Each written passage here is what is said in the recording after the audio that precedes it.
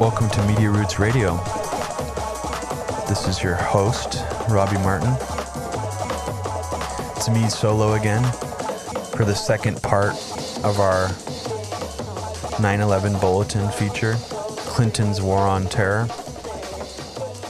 And if you didn't catch part one, you can find it at mediaroots.org or on soundcloud.com/media-roots.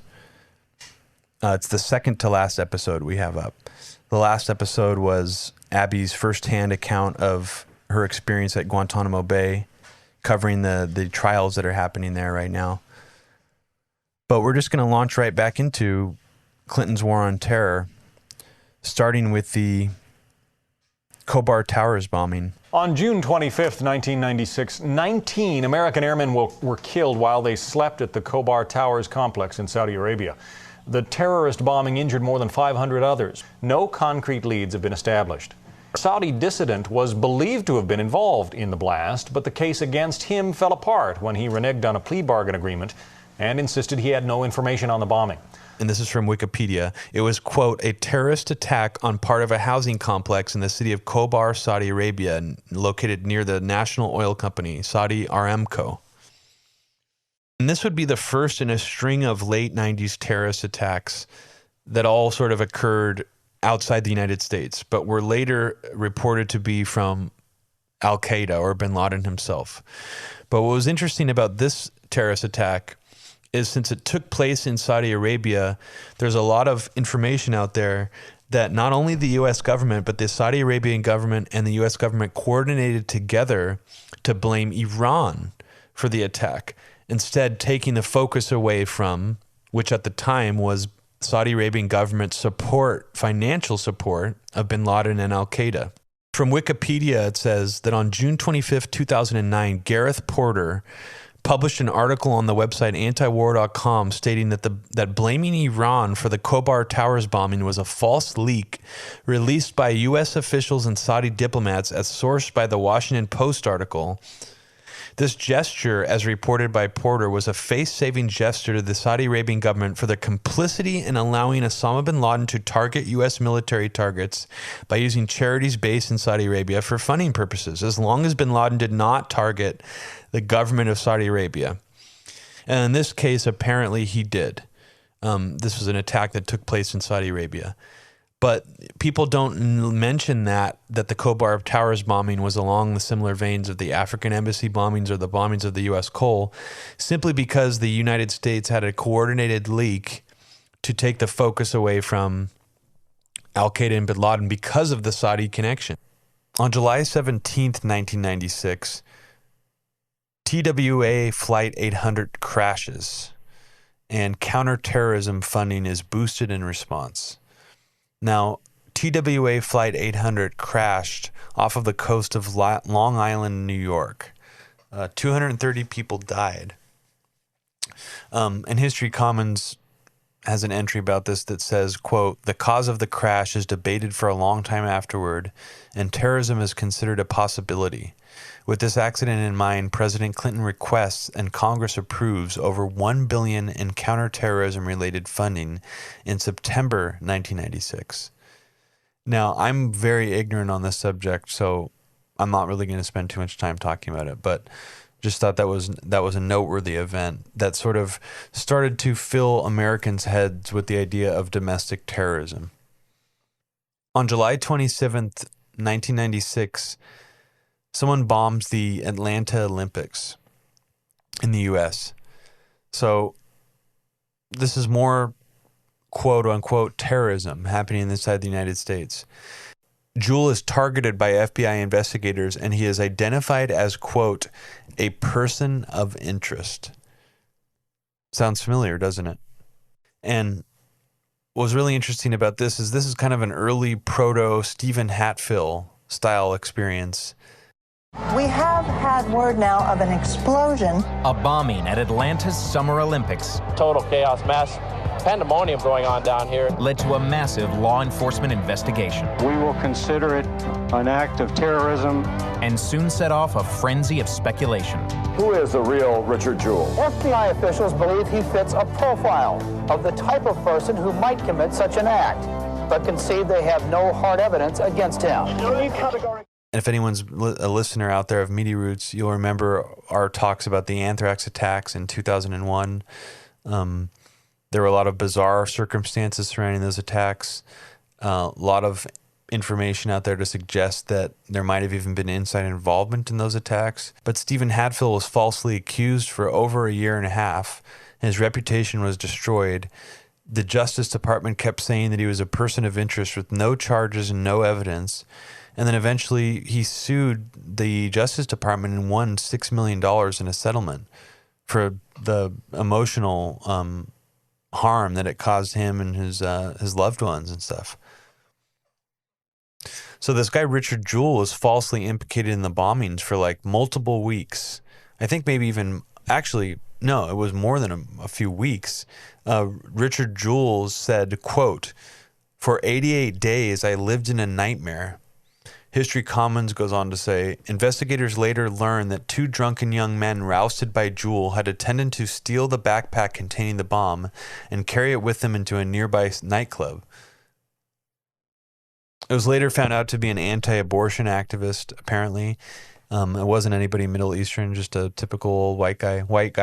So I guess, I don't know what you would call that. On August 14th, 1996, the term Al-Qaeda is first used in the U.S. media. And this is from History Commons. And I haven't actually looked this up myself because I don't understand how to get access to the LexisNexis database. So if any listeners out there know how to get access to it, already have access to it, and can share their login, please contact me on Twitter at Fluorescent Gray or at info@mediaroots.org. History Commons says, based on a review of the LexisNexis database, the term Al-Qaeda is first mentioned in the mainstream media on this day. A United Press International article draws from a State Department fact sheet released. The fact sheet says, earlier during the Soviet invasion of Afghanistan, Osama bin Laden drew on his family's wealth, plus donations received from sympathetic merchant families in the Gulf region to organize the Islamic Salvation Foundation, or Al-Qaeda. And it's spelled AL-QAIDA,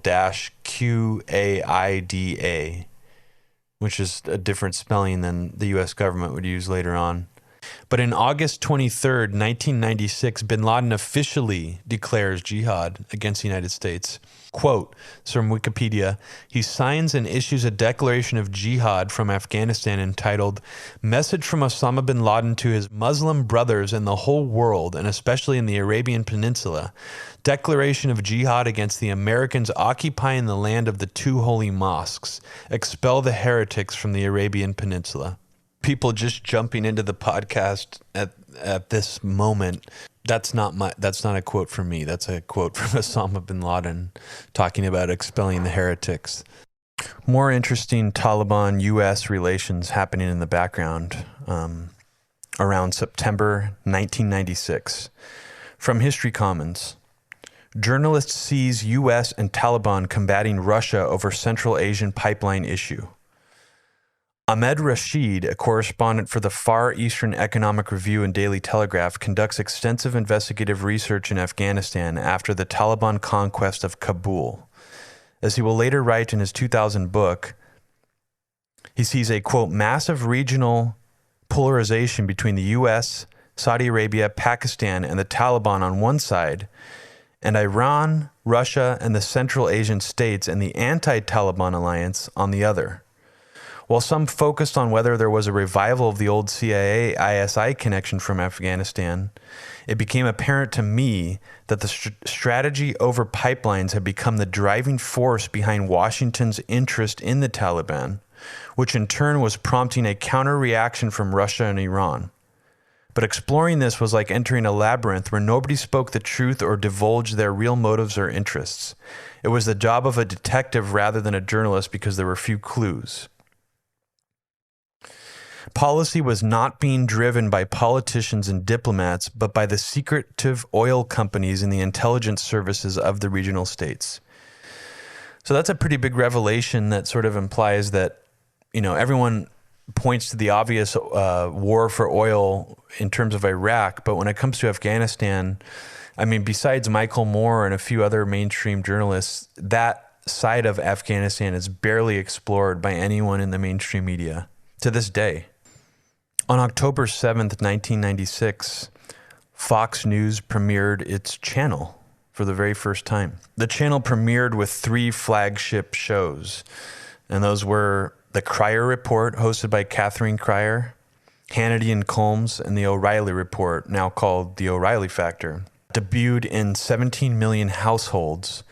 I want to ask now, when we talk about Milosevic here in Yugoslavia, they say they're gathering evidence against them for war crimes. The issue at hand here, we see these pictures of these innocent civilians, these victims, casualties of war. And the president says today, well, this is inevitable if you're going to be involved in this type of conflict.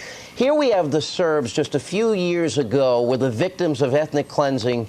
But this sounds like one of the most ill-conceived military missions I've ever heard of. Yeah, it's Nintendo war-making at the worst. It was essentially spearheaded by ex-Nixon advisor Roger Ailes. So when people point the finger at Rupert Murdoch for being like a crazy right-winger Republican guy, he merely hired someone else who was of that ideology to spearhead the network. Rupert Murdoch is at his core a oligarch who is just interested in making money. And now he, of course, invests in Vice Media. Early 1997, this is when it just becomes extremely hard to believe that the United States or the Israeli government couldn't find a good time or a good means to assassinate or capture Osama bin Laden. In early 1997, CNN actually conducts a on-the-scene interview with Osama bin Laden in Afghanistan after his declaration of jihad against the United States. We begin with the story of a shadowy multimillionaire who has declared a holy war against the United States. To some in the Islamic world, he is a hero. To the United States government, though, he is a terrorist, a real threat to the lives of U.S. troops. He is Osama bin Laden, and Impact's Peter Arnett takes us into his hideaway and into his mind with this first ever television interview.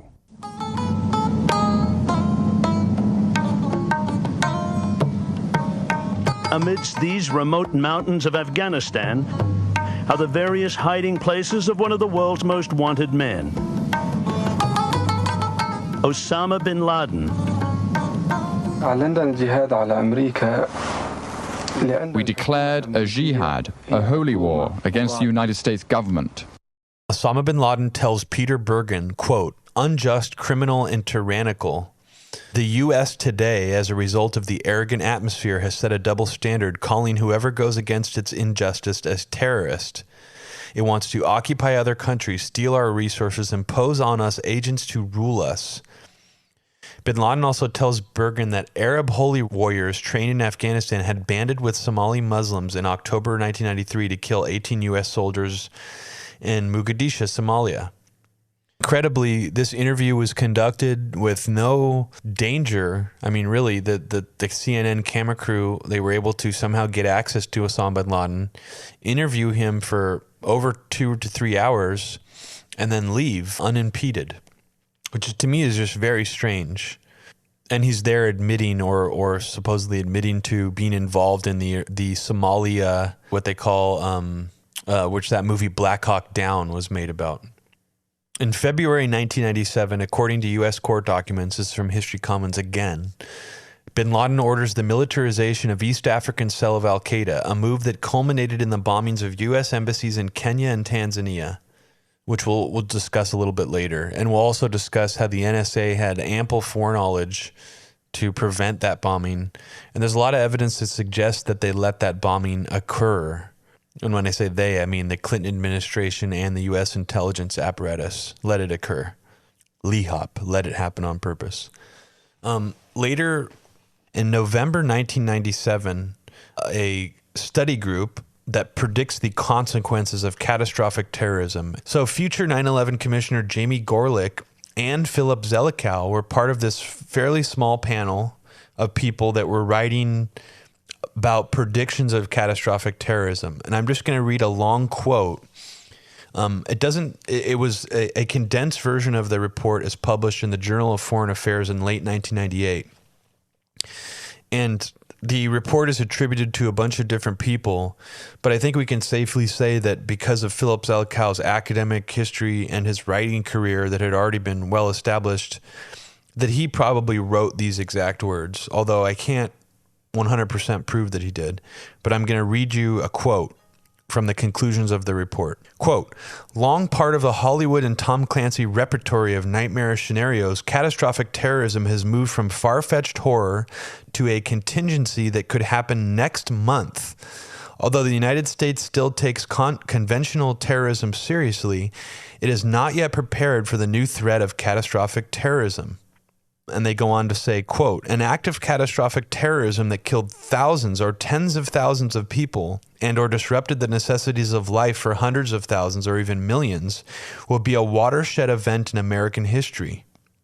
Constitutional liberties would be challenged as the United States sought to protect itself from further attacks by pressing against allowable limits in surveillance of citizens, detention of suspects, and the use of deadly force. Like Pearl Harbor, such an event would divide our past and future into a before and after. So that's either an amazing level of prescience being displayed by Philip Zelikow, or I don't know. I mean, people out there can make up their own mind, but it's incredibly impressive that these people were so predictive of what was going to happen on 9/11 and afterwards, and didn't even really go out and brag about it. I mean, people like Paul Bremer and Philip Zelikow are extremely suspicious to me in the kind of foreknowledge they had, because you would expect someone like that who just merely predicted such an attack and didn't have any involvement in it whatsoever would brag about being so prescient after the fact, and vocally so. But neither of them really ever did that, because as you'll see, those characters have many suspicious connections to 9/11 itself and also the ensuing cover-up of 9/11. And another interesting twist, there is a think tank called the Aspen Institute. And unlike a lot of other think tanks, this one is shockingly bipartisan. It was mostly brought into mainstream consciousness because Scooter Libby made some weird cryptic reference to Judith Miller in prison about the Aspen Institute, sort of implying that if she talked too much about what she knew during the Scooter Libby trial, then the Aspens would turn against her. Now you might think, oh, this is just another one of those PNAC style, neoconservative think tanks, but you would be wrong. I'll give you the names of several people who are in this think tank that don't really fall into that category, and some who do as well. Philip Zelikow was part of this think tank. Dianne Feinstein, Michael Eisner, the CEO of Disney, Scooter Libby, Paul Wolfowitz, Judith Miller, Al Gore, and even Dick Cheney.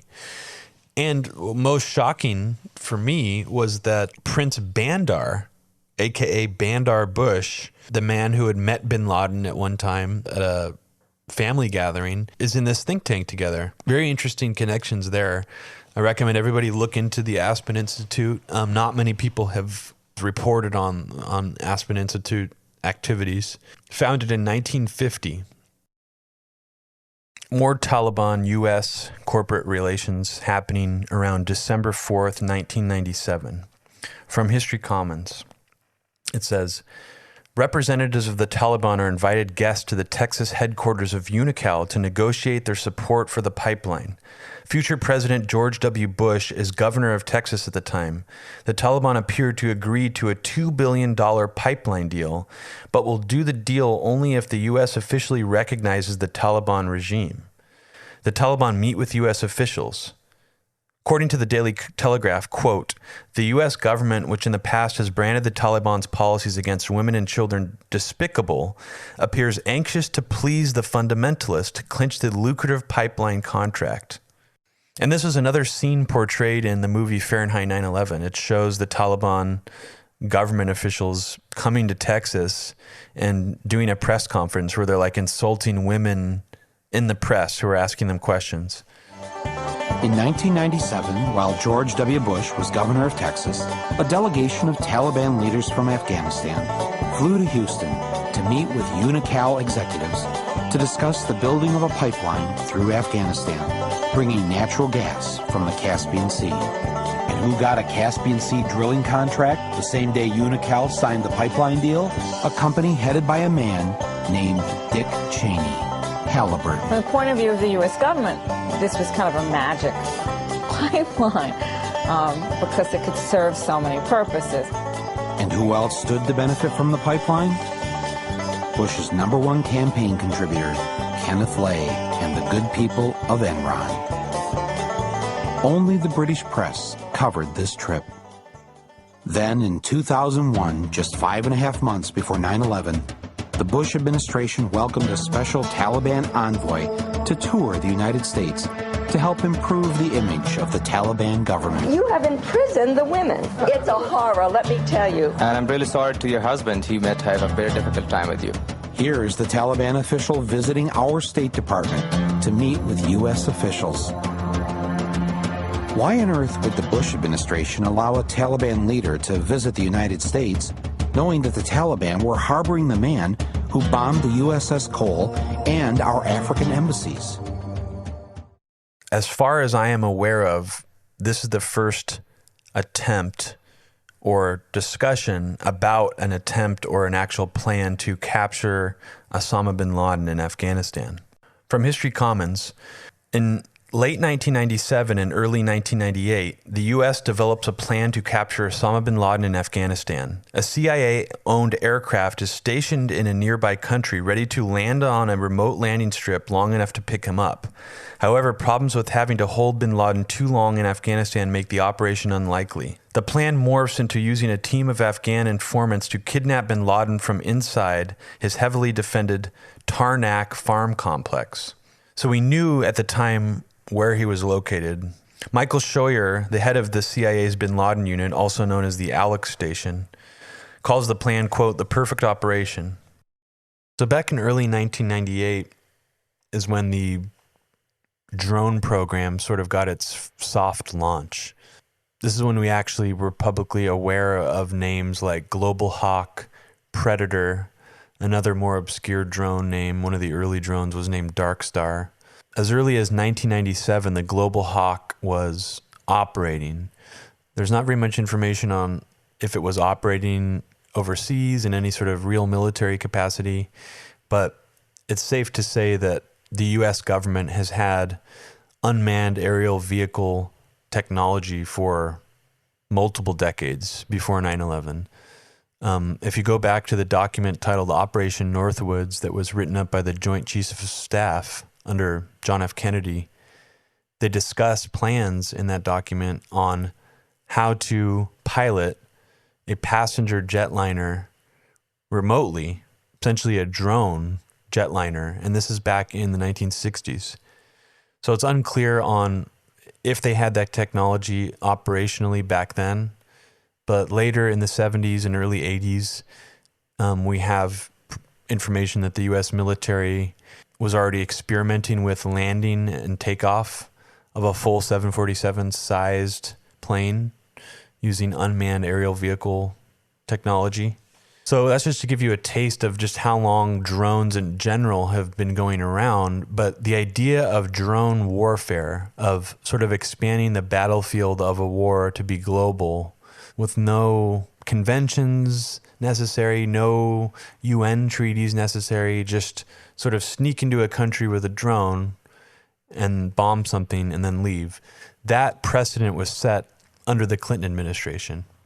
Now, it's not much different if you really think about it from like a US plane flying into a country and shooting someone with a missile attack or a helicopter or something like that. but it's different in the sense that if a drone crashed, on foreign soil in an enemy country, we wouldn't perceive it the same way. They wouldn't be able to, kidnap whoever survived the crash and sort of hold them up as a spy or anything like that, because it's essentially a robot, not a human being.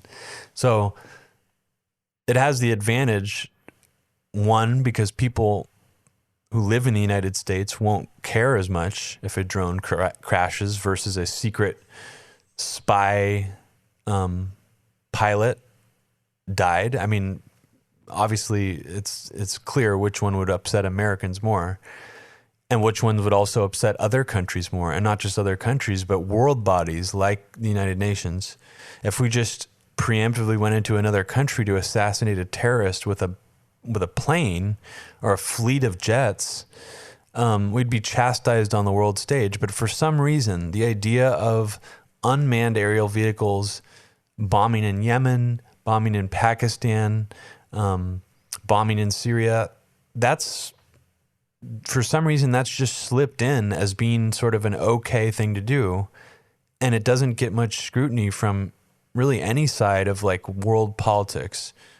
You'll have Middle Eastern countries, of course, criticizing the United States for doing that because of the main target of it. You'll have Russia criticizing it because Russia just, will try to criticize anything they can to sort of deface the United States.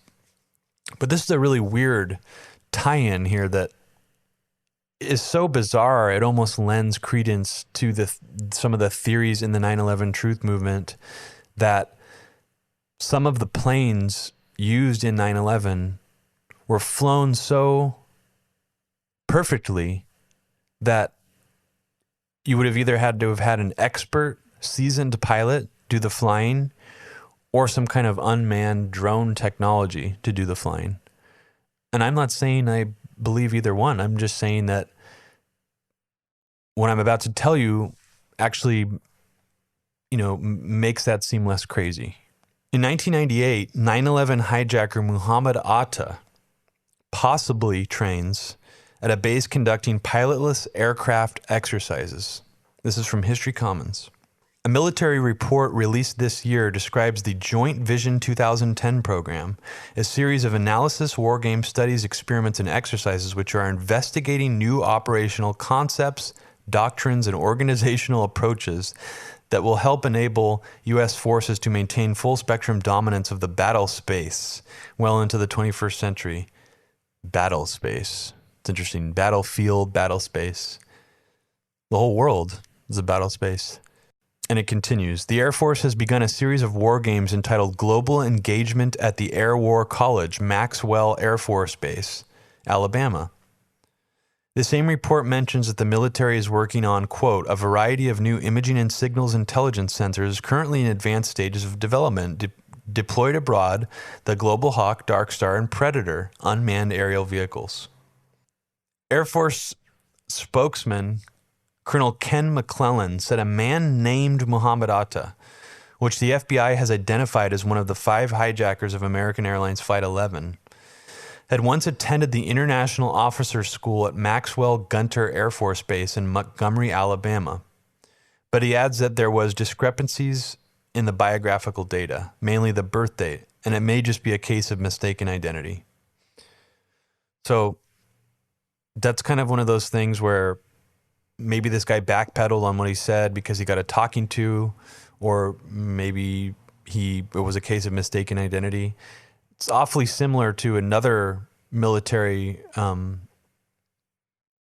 guy's claims about the Monterey Defense Language Institute, which is a language training school often used by the CIA to teach spies and operatives to speak different languages. Next up on the timeline is a component that I think defies most people's understanding of the post 9/11 world. When you hear of the Homeland Security Agency, which was enacted on October 1st, 2001 by George W. Bush, you might mistakenly believe that this agency was created in reaction to 9/11, or that the agency's framework was created in reaction to 9/11. But in fact, the framework for the Homeland Security Agency was originally proposed in 1998 by what's called the Hart-Rudman Commission. That report that they made called for a new independent, quote, National Homeland Security Agency, which was designed to protect against catastrophic terrorist attacks. One of the commission's most important conclusions in its Phase 1 report was that attacks against American citizens on American soil causing heavy casualties are likely over the next quarter century. 1998 was when this commission started releasing their reports.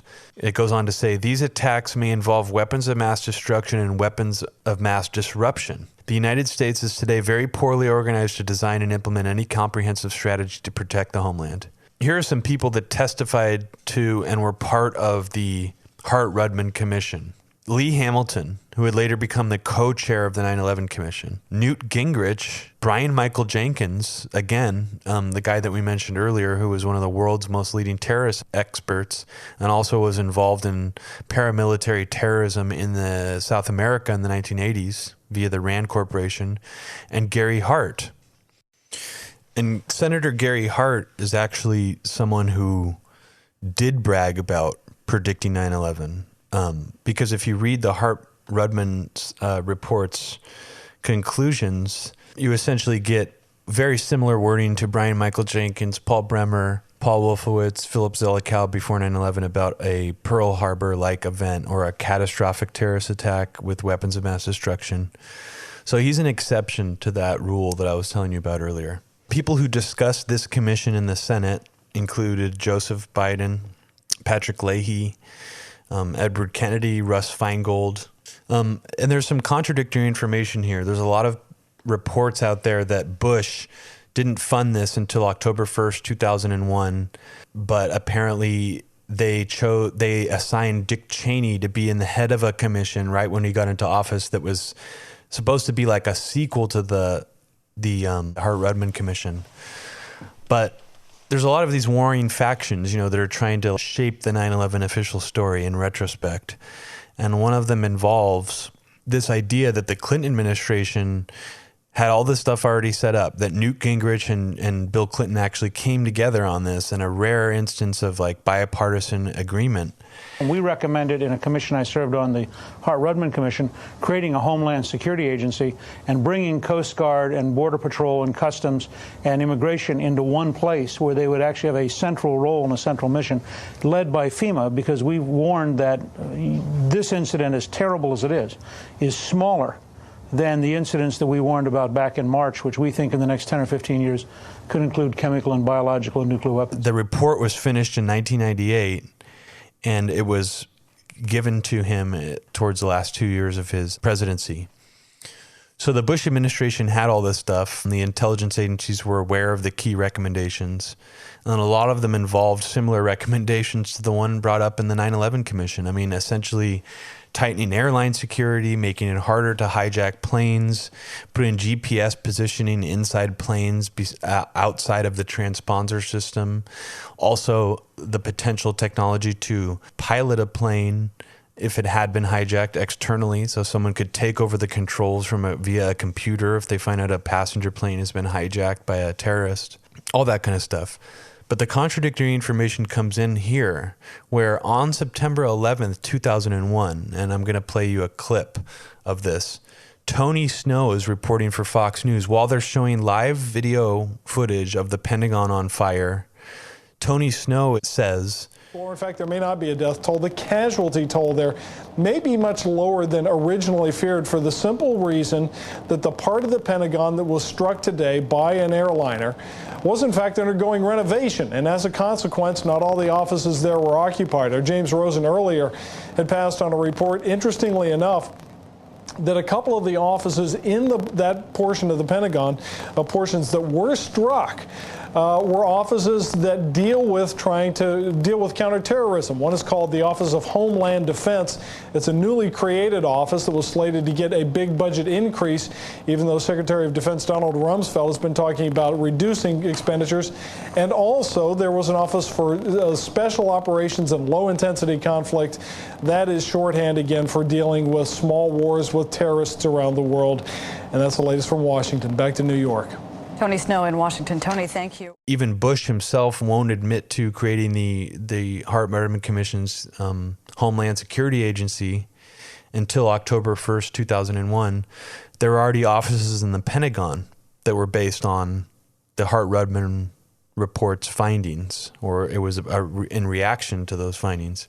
So this is, just to go summarize this really quickly, this was the Homeland Security Agency in existence previous to 9/11, and not just the framework for it, not just the recommendations, but apparently even offices of the Homeland Security Agency were hit by a plane in the Pentagon on 9/11.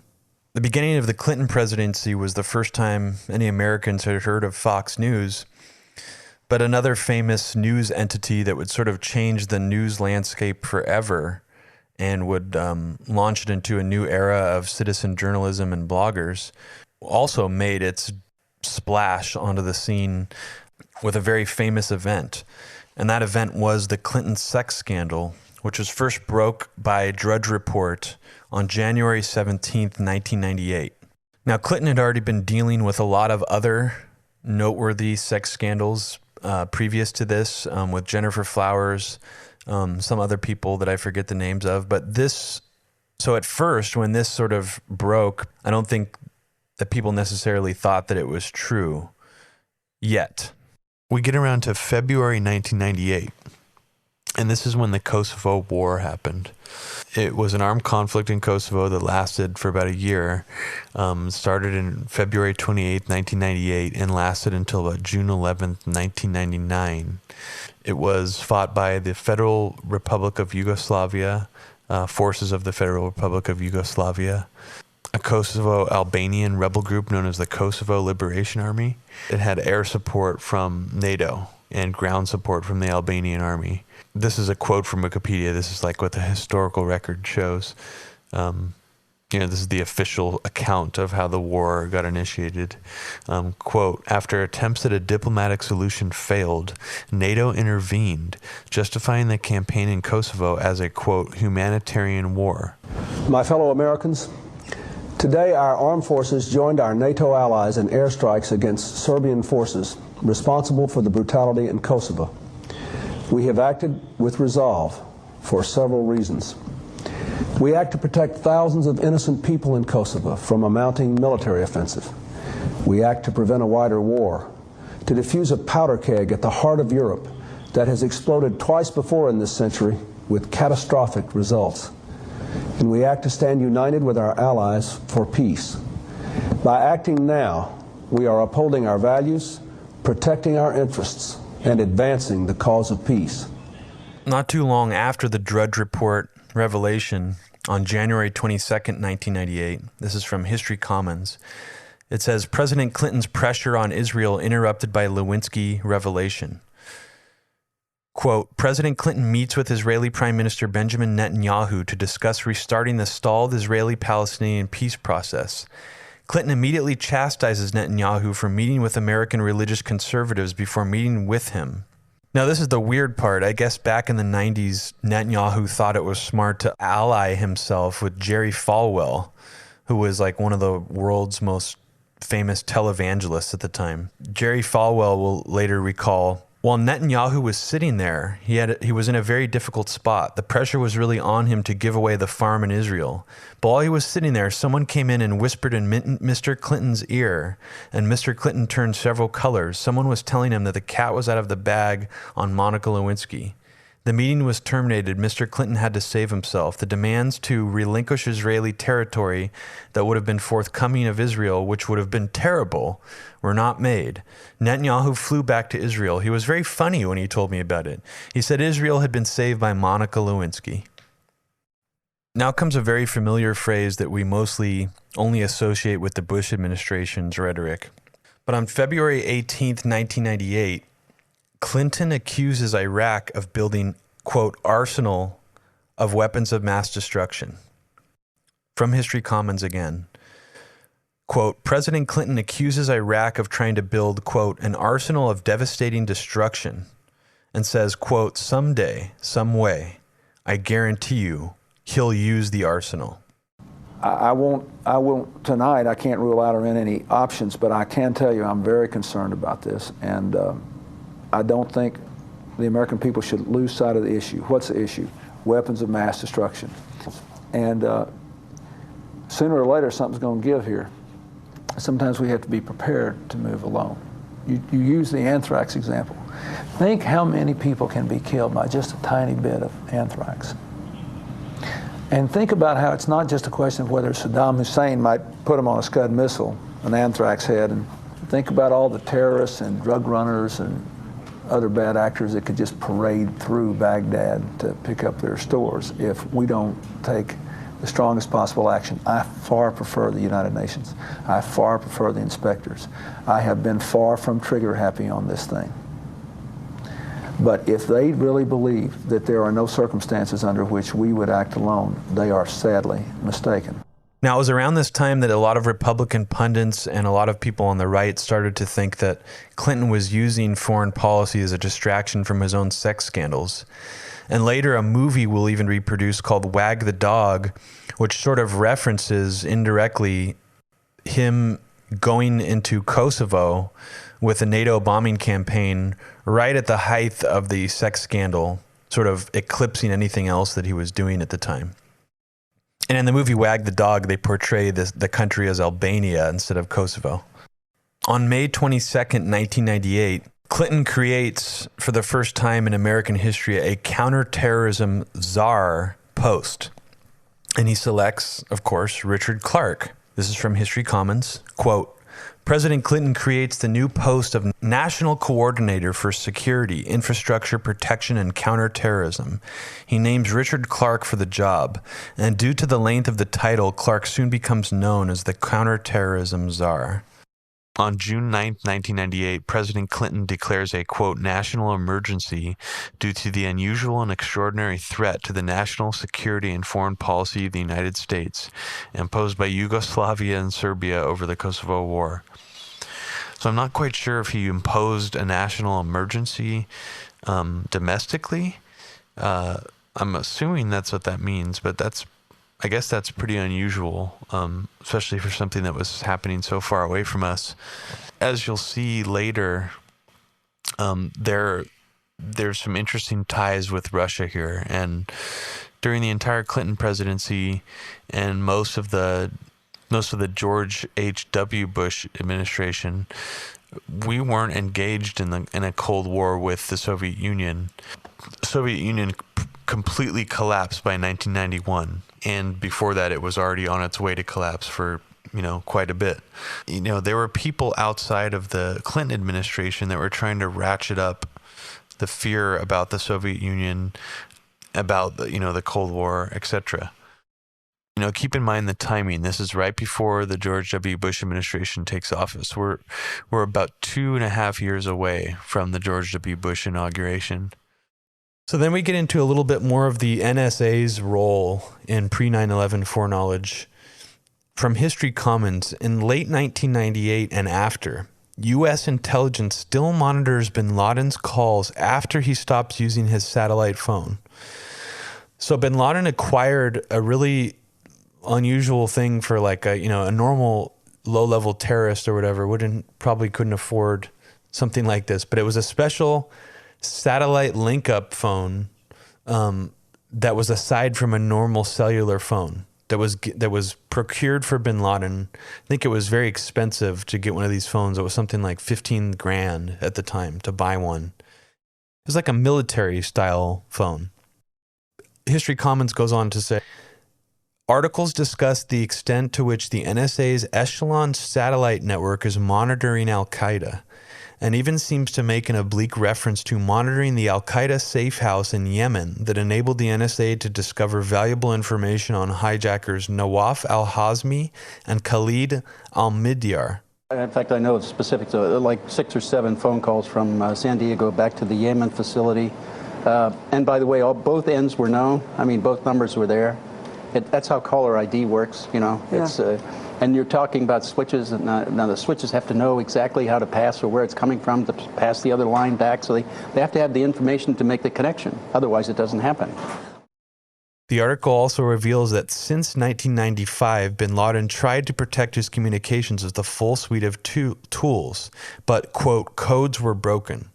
So even this satellite phone, after he realized the FBI or the NSA was hearing his conversations, he switched to a new phone, but the NSA continued to monitor this phone. History Commons goes on to say, quote, the NSA is monitoring phone calls between bin Laden in Afghanistan and Khalid al-Fawaz in London. Yet no action is taken after al-Fawaz is given advance notice of the African embassy bombings. Al-Fawaz, together with Ibrahim Idris and Abdel Bari, are operating as bin Laden's de facto international media office in London. And the NSA has listened in for 2 years as bin Laden called them over 200 times. The NSA, and these articles that History Commons links to, you can find details on exactly what the NSA heard. And it was very clear at the time that these African embassy bombings were going to take place. So there's some argument to be made there that the NSA simply stood back and allowed these attacks to occur. And I'll go into what those attacks were in a bit here. Between 1996 and September 11, 2001, FBI directly monitors militants in Al-Qaeda with high-tech phone booth. Also from History Commons. A squad of FBI agents and Justice Department prosecutors that began focusing on bin Laden in 1996 are upset that the NSA is not sharing with them data it has obtained through the monitoring of Al-Qaeda. So this is the same thing that Michael Scheuer was complaining about the CIA, that the NSA itself seems to be the culprit of a lot of these times when they didn't share information. So the FBI set up its own satellite telephone booth in Afghanistan. And apparently, according to the FBI's information gathered from this secret surveilled phone booth, or Robert Wright, FBI agent, goes on to say, quote, just about everyone in Kandahar and in the Al-Qaeda camps knew that something big was coming. He said, quote, there was buzz, unquote. And also around the same time, an FBI squad threatens to build an antenna because NSA won't share monitoring of bin Laden's phone calls. So if you want to believe these news reports, and I'm not necessarily sure if you can believe a lot of this interagency rivalry kind of reportage that was done after 9/11, because keep in mind, a lot of that is part of that official story of why 9/11 happened, even though we had all these agencies out there designed to stop a lot of attacks in this fashion. So these are more stories saying that the NSA refused to share information. But let's assume that they did refuse to share information. You have to ask, why were they refusing to share information with the other agencies that would have actually been able to act on it? It's very strange. Later in 1998, the United States embassy bombings happened Tanzania and Kenya. There were a series of attacks that occurred on August 7th, 1998, in which hundreds of people were killed in simultaneous truck bomb explosions. Good evening and welcome to Washington Week. 2 American embassies blown up in East Africa minutes apart. Who did it? Why? And why now? Kenya and Tanzania, Robin. Pictures all day long. Terrible pictures. Obviously, America and Americans were the target, but why and who and what's the point they're trying to make? We don't have any idea who was involved. There were, interestingly enough, no claims of responsibility. Now, this was, I think, the first really hyped up attack by Osama bin Laden in the mainstream U.S. news media. Even though bin Laden had already declared a jihad on us earlier, people that he was communicating with had their cell phone calls monitored by the NSA, and the NSA agents heard bin Laden discussing the African embassy bombings before they happened, even the locations that they were going to happen. There are some obvious suspects, some of the usual suspects, but 2 of the names that have been bandied around a lot today are Osama bin Laden, who is a wealthy Saudi dissident out to topple the regime, who has backed a wide variety of Islamic extremist groups throughout the region. He's been most active in Afghanistan. He was very involved in fighting Soviet occupation, but he's also, in the past 2 months, issued fatwas or edicts against the United States and warned that America would understand that he'd gone to war with them once they saw coffins returning with American bodies. From mid-1998 to 2000, U.S. submarines were ready to attack Osama bin Laden. Within days of the U.S. Africa embassy bombings, the U.S. permanently stations 2 submarines, reportedly in the Indian Ocean, ready to hit al-Qaeda with cruise missiles on short notice. And this is one of the excuses later used by the Clinton administration of why they didn't take out Osama bin Laden when they had the chance. It says at some point in 2000, the submarines are withdrawn, apparently because the Navy wants to use them for other purposes. Therefore, when the unmanned Predator spy plane flies over Afghanistan in late 2000 and identifies bin Laden, there is no way to capitalize on that opportunity. The next event marks sort of an important turning point in the whole Clinton sex scandal affair. On August 17, 1998, Clinton admitted in a taped grand jury testimony that he had, quote, an improper physical relationship with Monica Lewinsky. This is where all those juicy details came out about him fucking Monica Lewinsky with a cigar, him getting a blowjob in the Oval Office, that kind of stuff. It all came out. And the amazing thing about this grand jury testimony is that the entire thing is on tape and was made available to the public and the media. So I think this is a very important historical moment, not because the sex scandal itself was really that big of a deal, but simply because this will be the last time in recent American history that an American president will be put on the spot by any kind of justice system or law enforcement. You'll never probably see a president in this position again. George W. Bush and Obama faced nothing like this during their presidencies. George W. Bush even got to testify in front of the 9/11 Commission in private. And then really shortly after this grand jury testimony that was very explosive, it was sort of the joke of the whole world on all of the late night talk shows for weeks and weeks. But while all this was happening, and while the Republicans were having a field day crucifying Bill Clinton, in late August of 1999, Clinton was working out a plan with Richard Clarke to kill Osama bin Laden with a missile strike. Richard Clarke will later claim that he, quote, worries Clinton might let the timing of the scandal get in the way of acting on new intelligence to hit Osama bin Laden with a missile attack in retaliation for the recent African embassy bombings. But Clarke is reassured when Clinton tells his advisors, quote, do you all recommend that we strike on the 20th? Fine. Do not give me political advice or personal advice about the timing. That's my problem. Let me worry about that. So again, Clinton will be heavily criticized for doing a missile strike to distract from the sex scandal. And of course, this is that infamous missile strike that supposedly shot a pharmaceutical factory, but of course didn't kill Osama bin Laden. Former CIA intelligence analyst Michael Scheuer, you were very much involved in tracking bin Laden, were you not? Yes, sir. I formed the first unit to chase Osama bin Laden and try to capture or kill him in 1996. Obviously, we're watching very closely the developments of al-Qaeda and bin Laden. Did you think that the American government was not taking the threat seriously? Yeah, they really never took the threat seriously, sir. They talked a good game, but they really never did very much. The clandestine service of the United States gave the Clinton administration 8 to 10 chances to either capture or kill Osama bin Laden. Excuse me, stop. You gave the Clinton administration 8 to 10 chances to do what? To capture or kill Osama bin Laden. Either capture him using the assets of the CIA, or providing exact geographical locations so the military could kill him using their weapons. And there was a reluctance to act? Well, they didn't act on any of them, sir. One time, Osama bin Laden was having lunch with an Arab prince in the desert in Afghanistan, and the target, there would have been no collateral damage except for the prince and his entourage. And instead of killing bin Laden, Mr. Berger and Mr. Clarke at the NSC decided to call the Emirates and warn them that we knew the prince was there. Now, a lot of partisan Republicans will use this next event on the timeline to defend George W. Bush's preemptive, unprovoked war in Iraq. And while, of course, it doesn't excuse George W. Bush's horrendous actions in Iraq whatsoever, in some ways they actually have a point. Even though most of these partisan Republicans are complete morons, loved Bush and hated Clinton, on October 31st, 1998, Clinton signs law making it U.S. policy to remove Hussein in Iraq.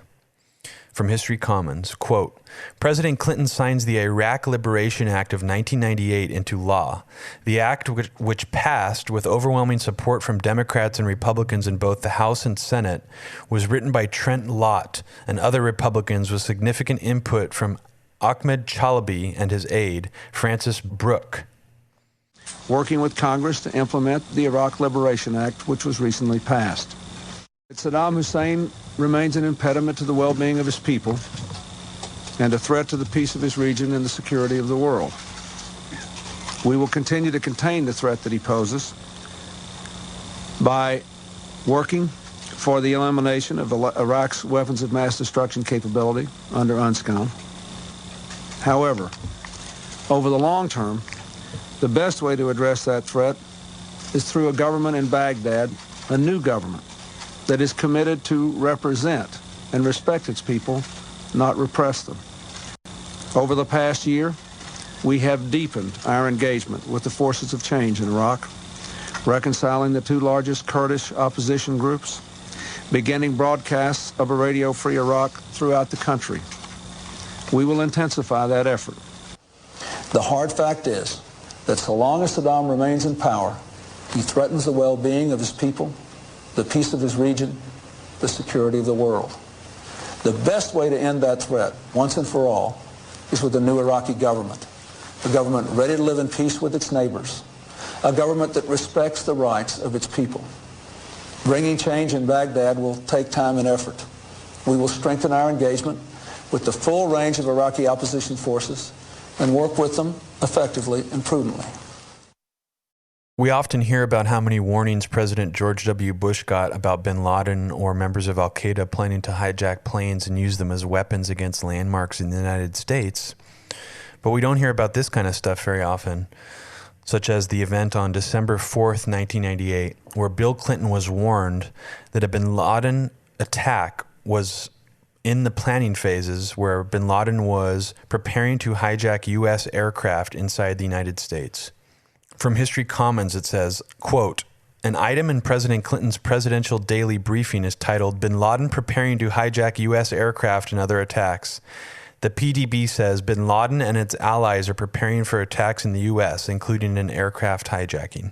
On December 16th to the 19th, in 1998, quote, Operation Desert Fox hammers Iraqi targets in retaliation for Iraq's refusal to cooperate with UN inspectors. From History Commons, air traffic controllers on board the USS Enterprise guide strike aircraft on bombing runs into Iraq. The U.S. and Britain launch a joint series of over 250 airstrikes against Iraqi military targets. The airstrikes are designed to, in the mission statement released by the U.S. Navy, degrade Saddam Hussein's ability to make and use weapons of mass destruction, to, quote, diminish Saddam Hussein's ability to wage war against his neighbors, and to, quote, demonstrate to Saddam Hussein the consequences of violating international obligations. The airstrikes are carried out by U.S. Navy and Marine Corps aircraft from the USS Enterprise. Saddam Hussein must not be allowed to threaten his neighbors or the world with nuclear arms, poison gas, or biological weapons. I want to explain why I have decided, with the unanimous recommendation of my national security team, to use force in Iraq, why we have acted now, and what we aim to accomplish. 6 weeks ago, Saddam Hussein announced that he would no longer cooperate with the United Nations weapons inspectors. The international community had little doubt then, and I have no doubt today, that left unchecked, Saddam Hussein will use these terrible weapons again. This situation presents a clear and present danger to the stability of the Persian Gulf and the safety of people everywhere. If we turn our backs on his defiance, the credibility of U.S. power as a check against Saddam will be destroyed. We will not only have allowed Saddam to shatter the inspection system that controls his weapons of mass destruction program, we also will have fatally undercut the fear of force that stopped Saddam from acting to gain domination in the region. That is why, on the unanimous recommendation of my national security team, I have ordered a strong, sustained series of airstrikes against Iraq. They are designed to degrade Saddam's capacity to develop and deliver weapons of mass destruction. Now we move on to an elusive program that was once elusive but has now been brought to light by NSA whistleblower Bill Binney, also known as William Binney. He was responsible for developing a massive, indiscriminate bulk NSA data collection scheme that collected metadata and internet traffic and phone records. And I'm going to read from Wikipedia to give you a little description of exactly what it was. Now, keep in mind that a lot of the information that's come out about Thin Thread has been in fits and starts, and it's vague at best. I think that we can only really go by what Bill Binney is saying, and he hasn't given, let's say he just hasn't given specific details on how much President Clinton endorsed this, what the White House's involvement was in this, if it was just an NSA experiment. He's essentially made it seem like the Bill Clinton administration had endorsed this idea and gave it the go-ahead. And essentially what it was it's what the quote-unquote the program is now, Trailblazer, or an earlier version was called Stellar Wind. Here to discuss their experiences at the NSA as well as what the Snowden revelations mean for all of us. I'm joined now by Bill Binney and Kirk Wiebe. Thank you so much, both of you, for coming on. Bill, I wanted to start with you. You were one of the creators of the pre-9/11 data collection surveillance program called Thin Thread, which actually did have privacy protections instated for American citizens. Why was this program abandoned, and what kind of system replaced it? Well, it actually wasn't abandoned. The back part of the analysis part, the part that allowed them to deal with massive amounts of data and index it, was taken in to manage. That was the way they actually were able to build surveillance on the entire world. That particular program was that powerful, and that's why we put in those protections so that it would be impossible for them to abuse it. And that was the first thing they removed when they took it into the new program, Stellar Wind. The NSA essentially took the keys and the framework that Bill Binney devised, and they just tweaked it so that the data wasn't encrypted anymore.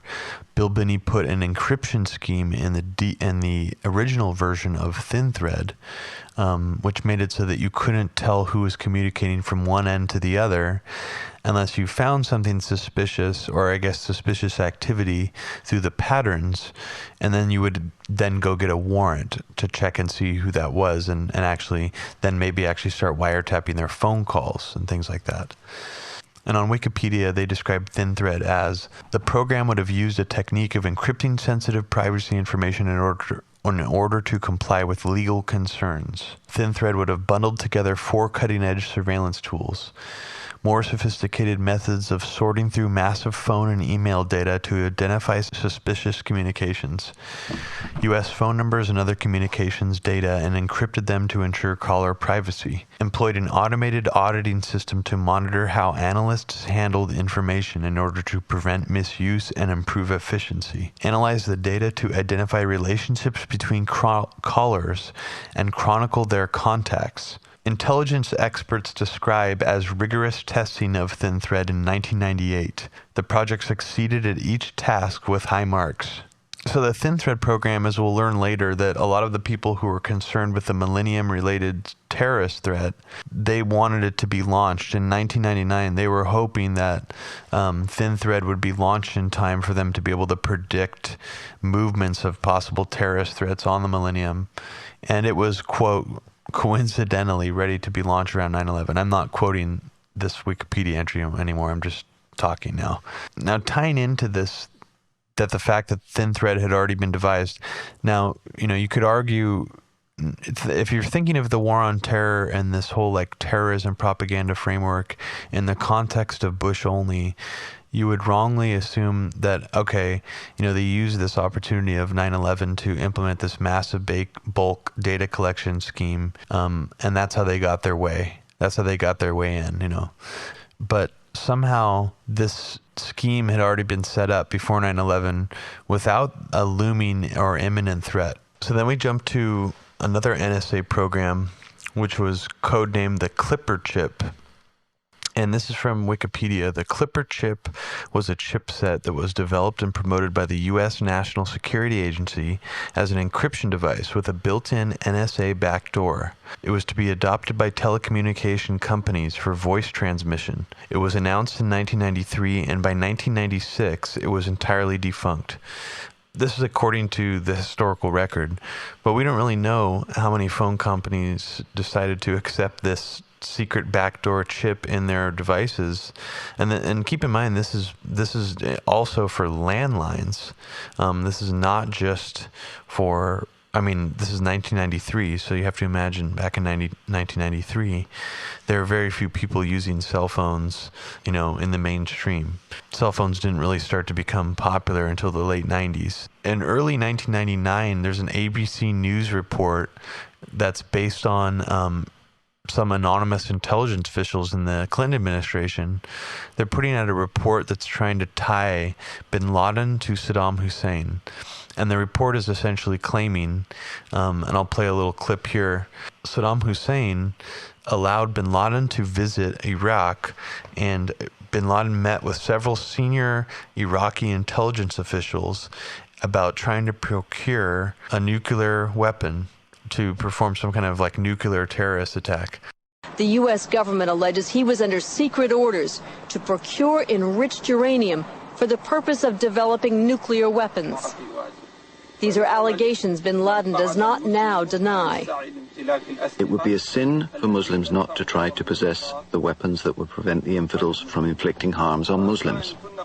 There weren't many places bin Laden could go unless he teamed up with another international pariah, one also with an interest in weapons of mass destruction. So it's pretty crazy that back in 1999, they were already trying to tie Saddam Hussein to Al-Qaeda. And you just have to think about that in the sense that, you know, we have these seeds being planted previous to this event that's going to change the human experience in America forever. Saddam Hussein has a long history of harboring terrorists. Intelligence sources say bin Laden's long relationship with the Iraqis began as he helped Sudan's fundamentalist government in their efforts to acquire weapons of mass destruction. 3 weeks after the bombing, on August 31st, bin Laden reaches out to his friends in Iraq and Sudan. Afterwards, when we start talking about when the pivot towards Saddam Hussein started to happen after we were already in Afghanistan after 9/11, it kind of makes sense how people are more easily able to go along with it if there was already this vague notion out there floating around in the media ether previous to 9/11 that Saddam Hussein was indeed in leagues with bin Laden. ABC News has learned that in December, an Iraqi intelligence chief named Farouk Hijazi, now Iraq's ambassador to Turkey, made a secret trip to Afghanistan to meet with bin Laden. 3 intelligence agencies tell ABC News they cannot be certain what was discussed, but almost certainly, they say, bin Laden has been told he would be welcome in Baghdad. Bin Laden tells ABC News that his network is wide and there are people prepared to commit terror in his name who he does not even control. Alhamdulillah. It is our job to incite and to instigate. By the grace of God, we did that. That to me is really fascinating, and that is ABC News. And ABC News is the same news network that Brian Ross spread the falsehoods about bentonite being found in the anthrax, which tied Saddam Hussein's administration to the anthrax attacks in October of 2001. This is when Richard Clarke enters the picture once again. He was acting as President Clinton's official counterterrorism czar at the time.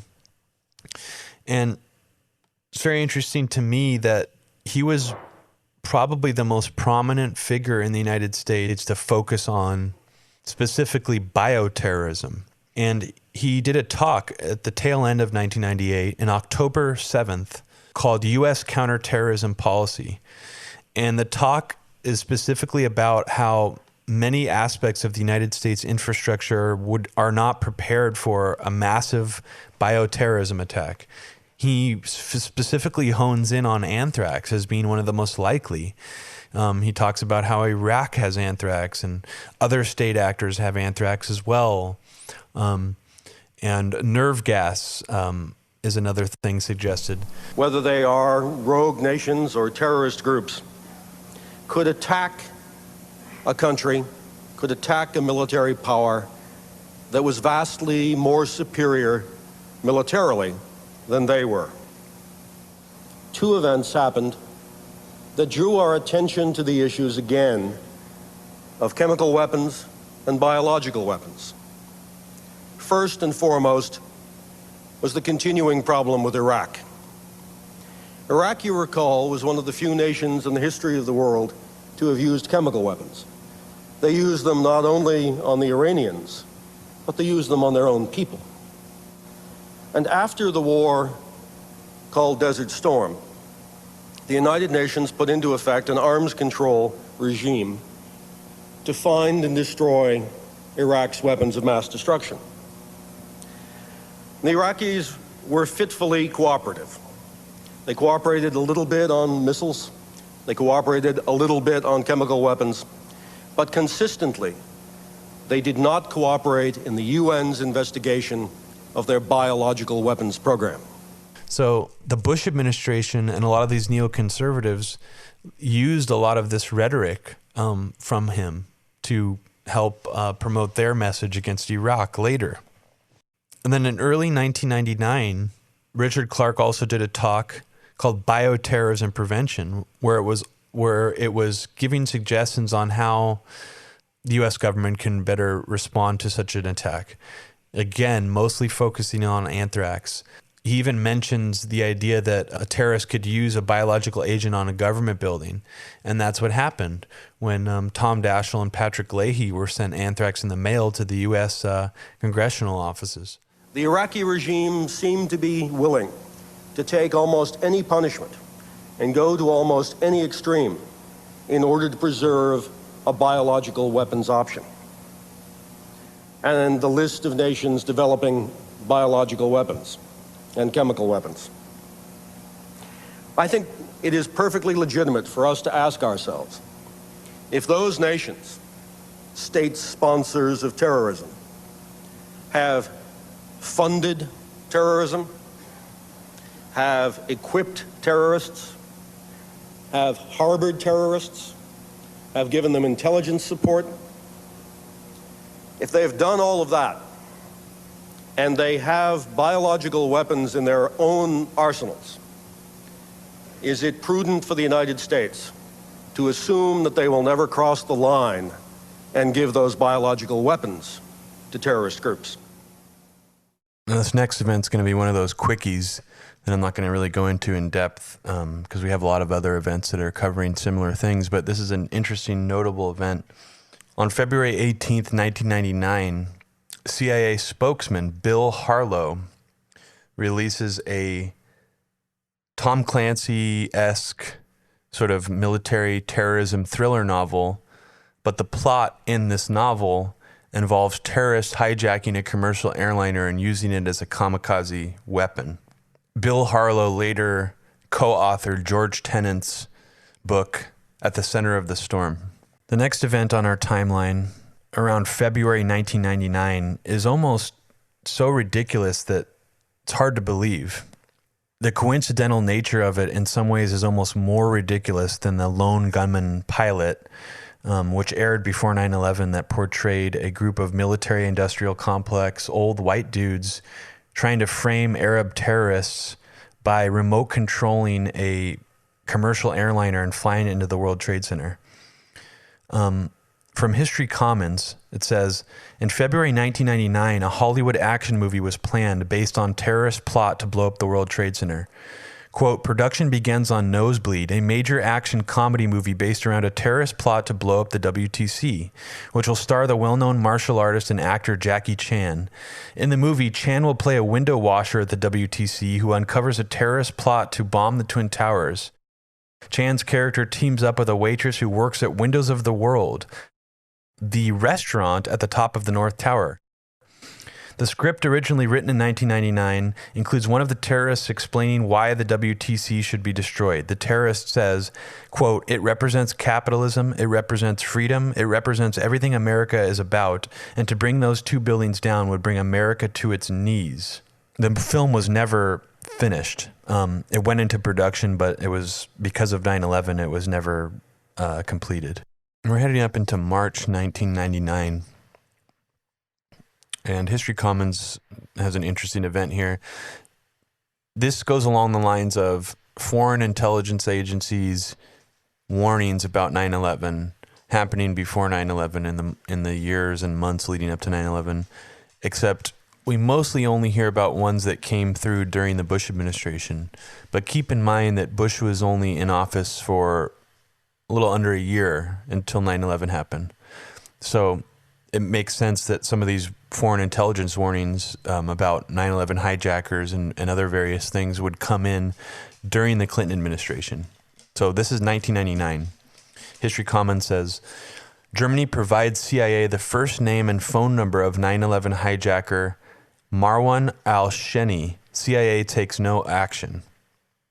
And this is another interesting tie to the United Arab Emirates.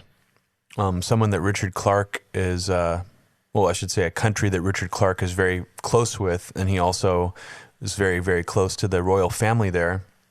This 9/11 hijacker's phone number was registered in the United Arab Emirates. The CIA never responds to the warning until after the 9/11 attacks. When George Tenet testified to the 9/11 congressional inquiry, he said on record that all the CIA had to go on was the first name and an impossible to trace unlisted number. And then History Commons goes on to say, in other words, the CIA appears to have been investigating the man who recruited the hijackers at the time he was recruiting them. Now, this is a really weird one that it crosses over into territory that just sort of triggers your disbelief mechanism. I mean, we've all seen Fahrenheit 9/11, and we already know the connections between the Bush family and the bin Laden family. When you really examine each one, it's part of you almost just can't grasp it because it's just so ridiculous. But this is a real event. In June of 1999, the oil company Enron, of course, one of the most corrupt oil companies in the world, whose CEO was thrown in jail, History Commons, Enron plans to build power plant with the bin Laden family. Enron announces an agreement to build a $140 million power plant in the Gaza Strip between Israel and Egypt. One of the major financiers for the project is the Saudi bin Laden Group, a company owned by bin Laden's family. 90% complete, the construction will be halted because of Palestinian-Israeli violence. And then Enron's bankruptcy. A couple months later, in June 1999, and keep in mind this is only 6 years after the original 1993 World Trade Center bombing that was a truck bomb parked in the basement. In 1999, in June, Mayor Rudy Giuliani opens the OEM's command center on the 23rd floor of World Trade Center Building Number 7. World Trade Center Building Number 7, I'm sure a lot of people out there listening already know a lot of the tenants who were in that building. It hosted the second largest CIA headquarters in the United States. It also had an office of the Secret Service. It was the Secret Service headquarters of New York City. And a lot of other government buildings in there as well. There was the Securities and Exchange Commission was in there. What's interesting about Rudy Giuliani setting up in the OEM command center on the 23rd floor of World Trade Center Building 7 is that the OEM command center was the Office of Emergency Management. It was in case there was a major weather emergency in New York City, such as a hurricane or something like that. But one of the primary reasons they built it was of a potential terrorist attack or a domestic kind of military attack of some kind. But mostly at the time, there wasn't really even the possibility that a military would attack us in New York City, you know, a foreign military, and that still isn't really a likely possibility because the counterattack would be so extreme. But it was on a lot of people's minds at the time that this was a very bad place to build Office of Emergency Management like bunker headquarters. And this bunker thing in the World Trade Center Building 7 had its own generators. It was designed so that if there was a catastrophic emergency, it would still be able to run. One of my deputy directors got on the radio and told me we'd just been ordered to evacuate the building.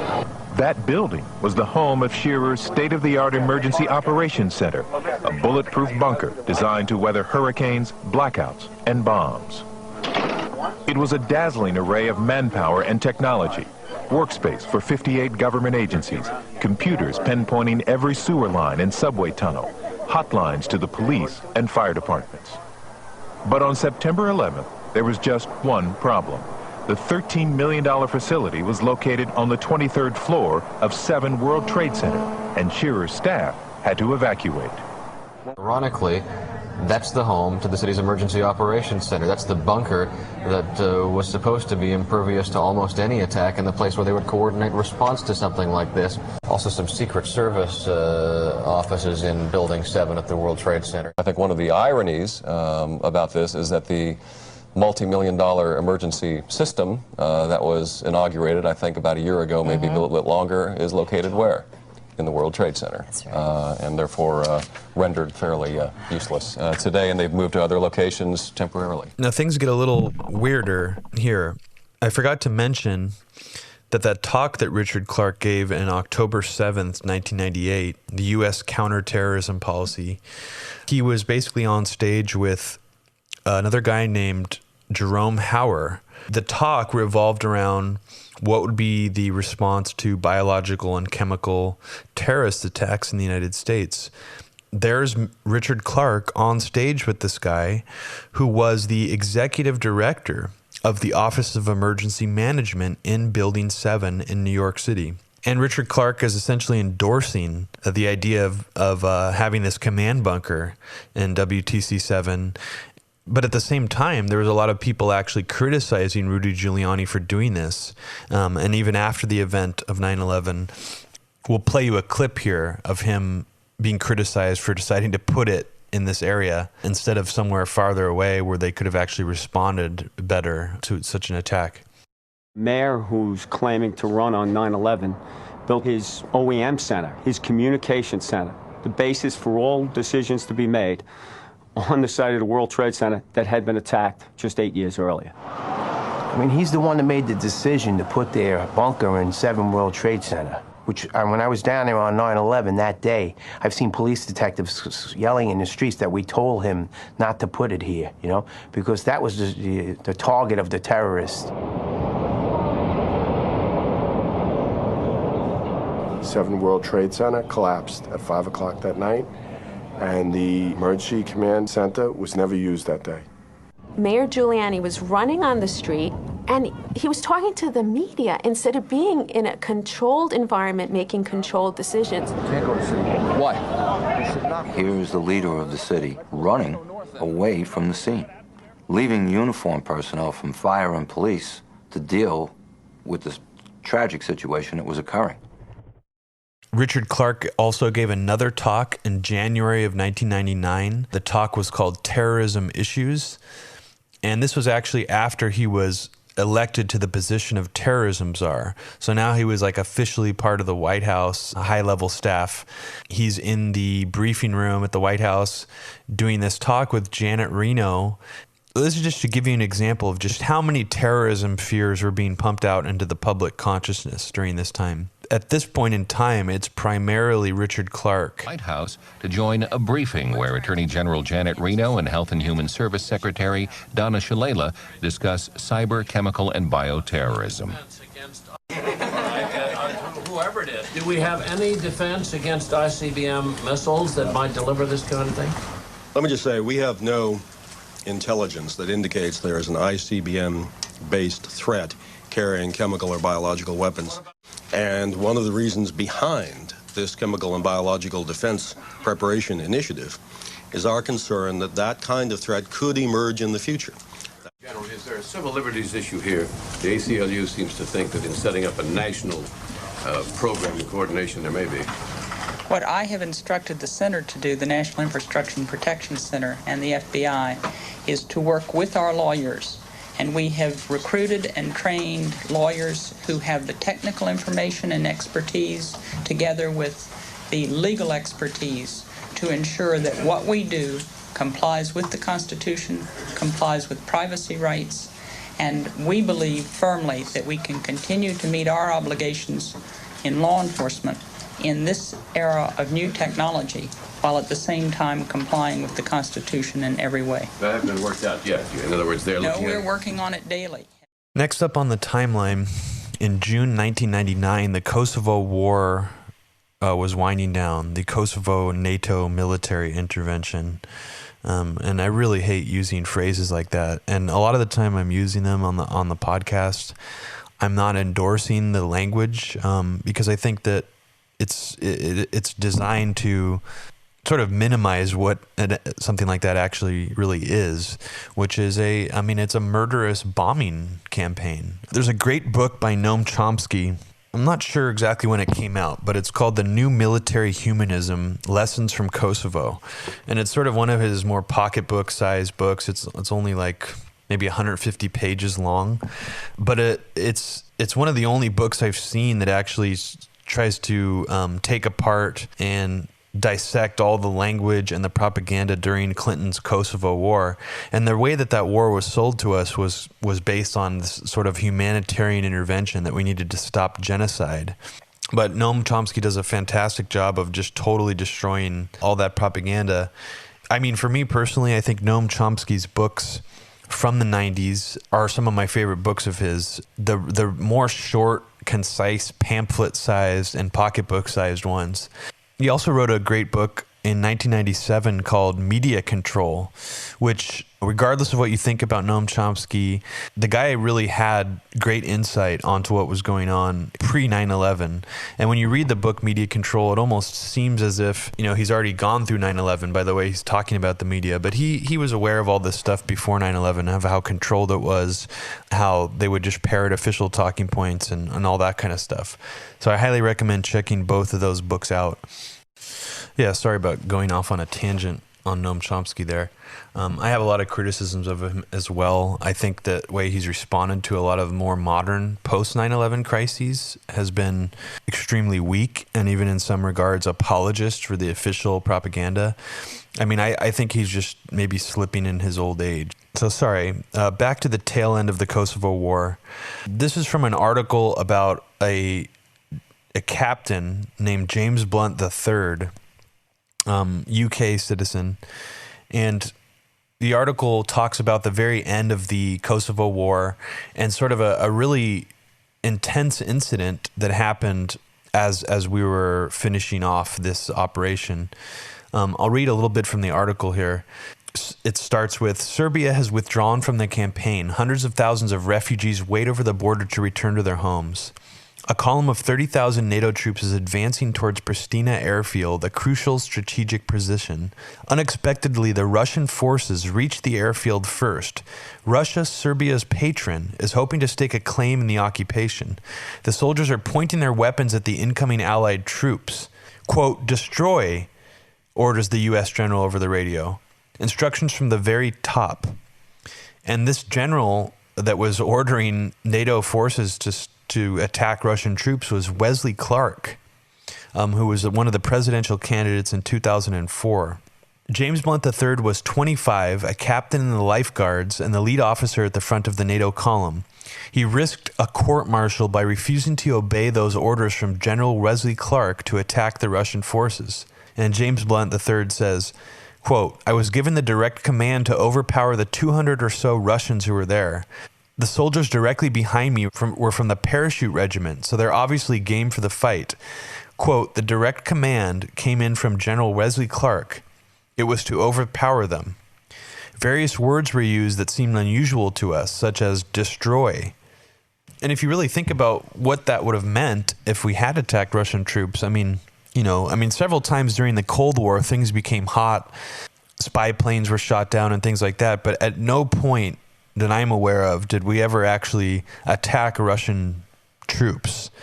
So even though we weren't in the middle of the Cold War during the 1990s, things could have escalated fairly quickly into another nuclear standoff type situation, or possibly even a first strike scenario.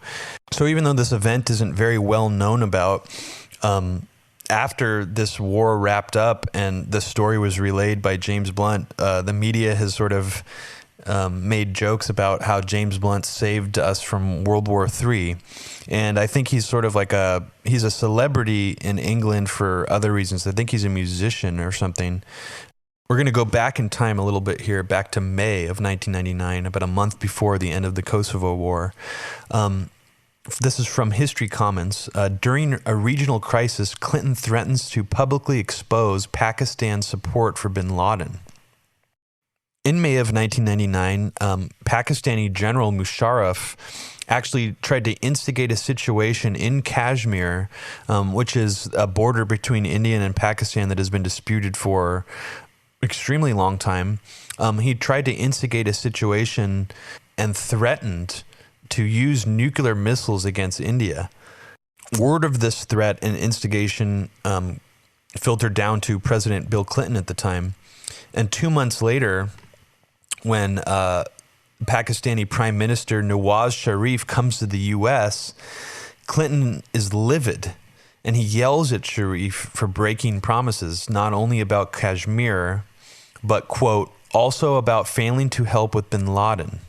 This is a quote from the History Commons entry. Clinton threatens to release a statement calling worldwide attention to Pakistan's support for terrorists. Clinton said to Sharif, "You've put me in the middle today, set up the U.S. to fail, and I won't let it happen again." On August 26, 1999, the Russian Federation launched the Second Chechen War, which from Wikipedia was, quote, in response to the invasion of Dagestan by the Islamic International Brigade. Shortly after this, in September of 1999, there was a very publicized event in Russia that were simply called the Russian apartment bombings. From Wikipedia, it was a series of explosions that hit 4 apartment blocks in the Russian cities of Buyansk, Moscow, and Volganovsk. Jesus Christ, guys. I apologize for my horrible pronunciation of Russian. Please forgive me. I'm probably going to continue to pronounce a lot of these names incorrectly, but just bear with me. Now, this is a very important event. This was a turning point in Russian society.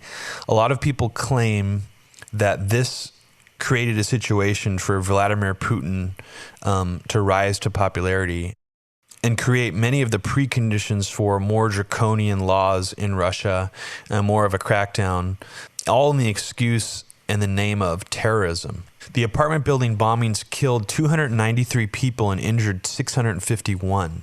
Several other bombs were defused in Moscow at the time. Now, this is a very interesting part of this. Quote, a similar bomb was found and defused in the Russian city of Ryazan on September 22, 1999. 2 days later, Federal Security Service Director Nikolai Patrushev announced that the Ryazan incident had been a training exercise. This led some, such as Alexander Litvinenko and Anna Politkovskaya, to speculate that the apartment building bombings had been carried out by the Russian Secret Service, the FSB, formerly the KGB. It goes on to say, although there had been little evidence for their claims, many people claimed that the 1999 bombings were a false flag attack coordinated by different special services in order to either blackmail each other or to win public support for a new full-scale war in Chechnya, which boosted Prime Minister and former FSB Director Vladimir Putin's popularity. But what I find incredibly important to take away from this is that those 2 people that I mentioned earlier, Litvinenko and Anna Politkovskaya, were both, I mean, from what I've read about them, and a lot of their writings are in Russian, but they were both pretty similar to a lot of the 9/11 truthers that we had in the United States. If you read some of the things that they've written about the Russian apartment bombings, they're extremely similar to the writings by 9/11 truthers about the 9/11 attacks. They don't shy away from using the word false flags. They don't shy away from the phrase inside job.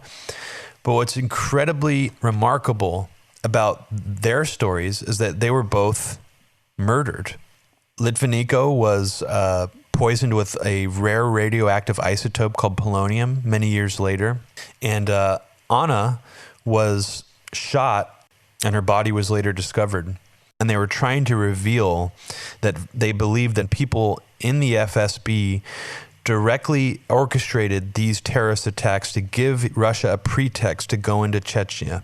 But you'll find a suspicious absence in Western media coverage of the death of these two journalists and writers. They don't mention anything really about what these two people wrote about in detail. The idea that these Chechen apartment building bombings were a false flag attack. You only get one side of the story in the Western media. The reasons were sort of more ambiguous and confusing in the way that the Western media portrayed it. In a Moscow courtroom, the 5 men convicted of killing Russian journalist Anna Politkovskaya learned their fate. Rustam Makhmudov, the gunman, and his uncle Lomali Gatukayev, who handled the logistics, both received life sentences. Politkovskaya, a frequent critic of the Kremlin, uncovered corruption and reported extensively on Chechnya. The 48-year-old journalist was gunned down in the lobby of her Moscow apartment on October 7, 2006. President Vladimir Putin's 54th birthday. It isn't clear at this point who may have masterminded the attack. Russian authorities have denied any role in the killing, which caused international outrage. The former spy was poisoned using polonium-210, and Britain's intelligence agencies have claimed his death bears the hallmark of a state-sponsored assassination. Polonium-210 is highly radioactive. It does emit alpha particles, which can be stopped by a sheet of paper or by skin. To be dangerous, it has to be ingested. You have to eat it in food or breathe it in. But I find that incredibly suspicious because it's almost as if the Western media didn't want to give anybody ideas and didn't want to fill their minds with curiosity about this idea of false flag terrorism and what implications it really has globally, and not just when thinking about it in the context of Russia only.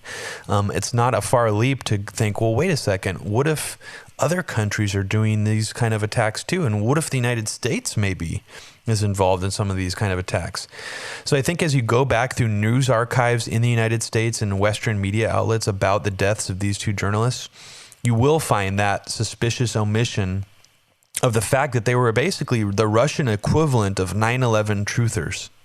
Other disgusting neocon warmongers like Richard Pearl and David Frum wrote in their book, How to Win the War on Terror, The End of Evil. They wrote that the Russian apartment building bombings were an inside job. They don't really provide much evidence. They just allege it as fact.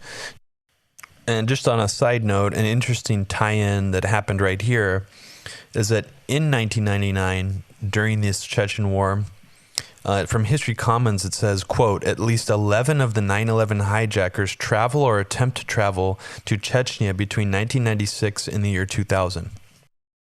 On November 5th, 1999, Congress passes a landmark bill repealing the Glass-Steagall Act. The Glass-Steagall Act was a bill that was enacted during the Great Depression that banned banks, security firms, and insurers from working together under the same corporate umbrella. It essentially prevented these entities from coexisting in the same company structure. They would have to be essentially separate companies. Now, from History Commons, it says, repealing the Glass-Steagall Act of 1933 greatly reduced regulation of Wall Street and cleared the way for the cross-ownership of banks, security firms, and insurers. Naturally. The measure is approved in the Senate by a vote of 90-8 and in the House by 362-57. Bill Clinton will sign the act into law on November 12, 1999. When the bill was repealed, people were already speculating that this could result in future financial meltdown. And of course, as we saw, it did. The Clinton administration presided over the repeal of the Glass-Steagall Act, a key deregulatory move widely seen as helping lead to the nation's financial collapse. The repeal ended the separation of commercial and investment banking. In this clip from before the 1999 vote, Senator Byron Dorgan of South Dakota predicted how the repeal would be remembered on its 10th anniversary. We are, with this piece of legislation, moving towards greater risk. we are almost certainly moving towards substantial new concentration and mergers in the financial services industry. That is almost certainly not in the interest of consumers, and we are deliberately and certainly with this legislation moving towards inheriting much greater risk in our financial services industries. And so I come to the floor to say that I regret that I cannot support the legislation. I think we will, in 10 years' time, look back and say we should not have done that because we forgot the lessons of the past. That was former Senator Byron Dorgan of North Dakota.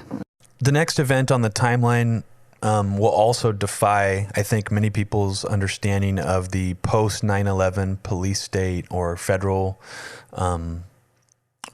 funding of local police and federal militarization of local police. Because on November 30th, 1999, the Battle of Seattle WTO protests essentially happened. From Wikipedia, the scale of the demonstrations, even the lowest estimates put the crowd at over 40,000. These are pictures of the Seattle riots that you've never seen before. It dwarfed any previous demonstration in the United States against a world meeting of any of the organizations generally associated with globalization.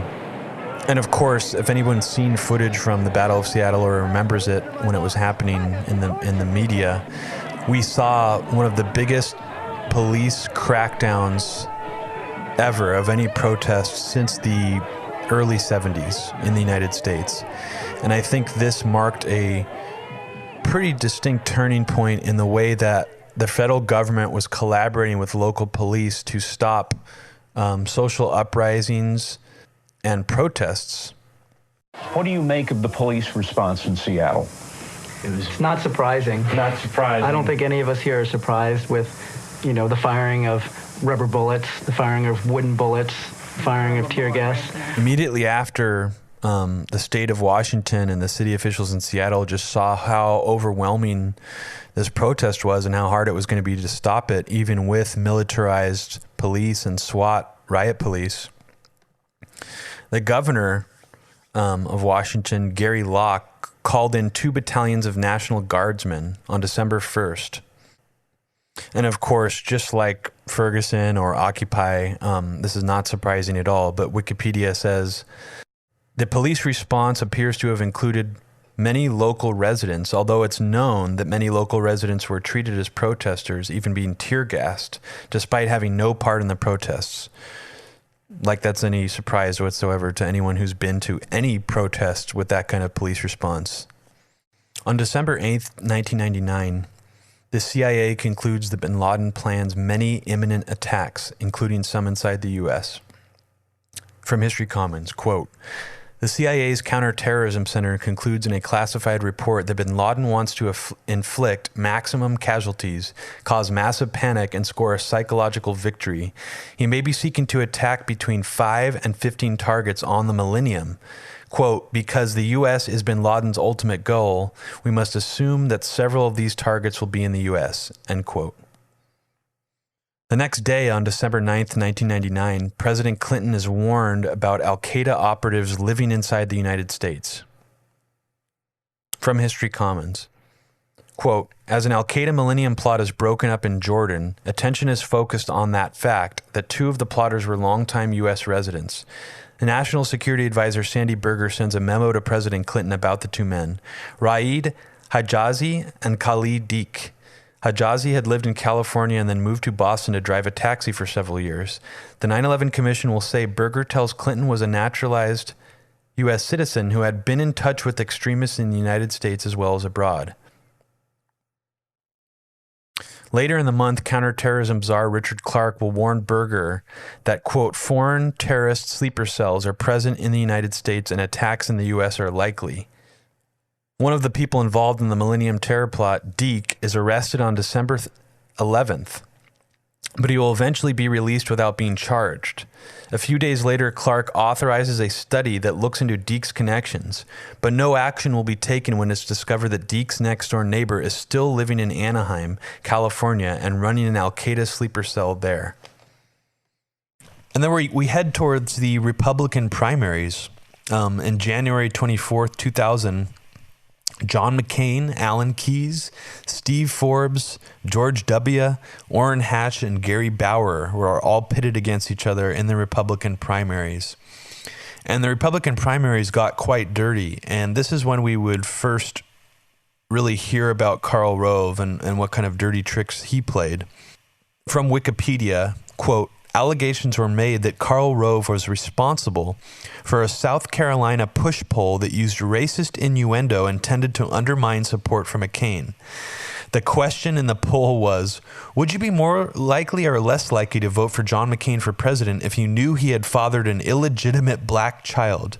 In February 2000, CIA Director George Tenet testifies to Congress, and he says, quote, since July 1998, working with foreign governments worldwide, we have helped to render more than 24 terrorists to justice. More than half were associates of Osama bin Laden's al-Qaeda organization. With regard to terrorism, since July of 1998, working with foreign governments worldwide, we have helped to render more than 24 terrorists to justice.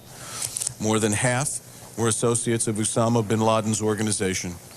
These renditions have shattered terrorist cells and networks, thwarted terrorist plans, and in some cases, even prevented attacks from occurring. We are learning more about our perpetrators every day. Bin Laden is still foremost among these terrorists because of the immediacy and seriousness of the threat he poses. Everything that we have learned recently confirms our conviction that he wants to strike further blows against the United States. I'm going to hone in on the word render here because I'm not really aware of any terrorism trials that were happening in the United States that he's referring to. So I'm going to assume that he means they were actually rendered to other countries' legal systems. Many different places these terrorist suspects could have gone, and they were probably tortured. More pre-9/11 cultural terrorism fears being put through the cultural zeitgeist. On February 7th, 2000, an aviation thriller novel predicts planes hitting WTC and other events similar to 9/11. From History Commons.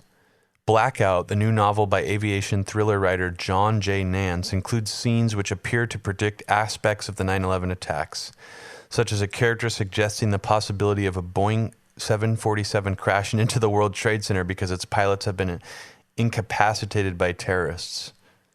Even in this book, they have a section in the book that talks about how this may be some kind of insider trading plot, so that people launching this attack may actually be helping and aiding people who are destined to profit off of these attacks. In the book, it says, this is from History Commons, that agent suggests terrorists profiting from insider trading. In a later scene, Bronxy suggests to McCabe that the attacks against aircraft may be motivated by financial gain. She says, how can you make lots of money from seriously undermining the airlines?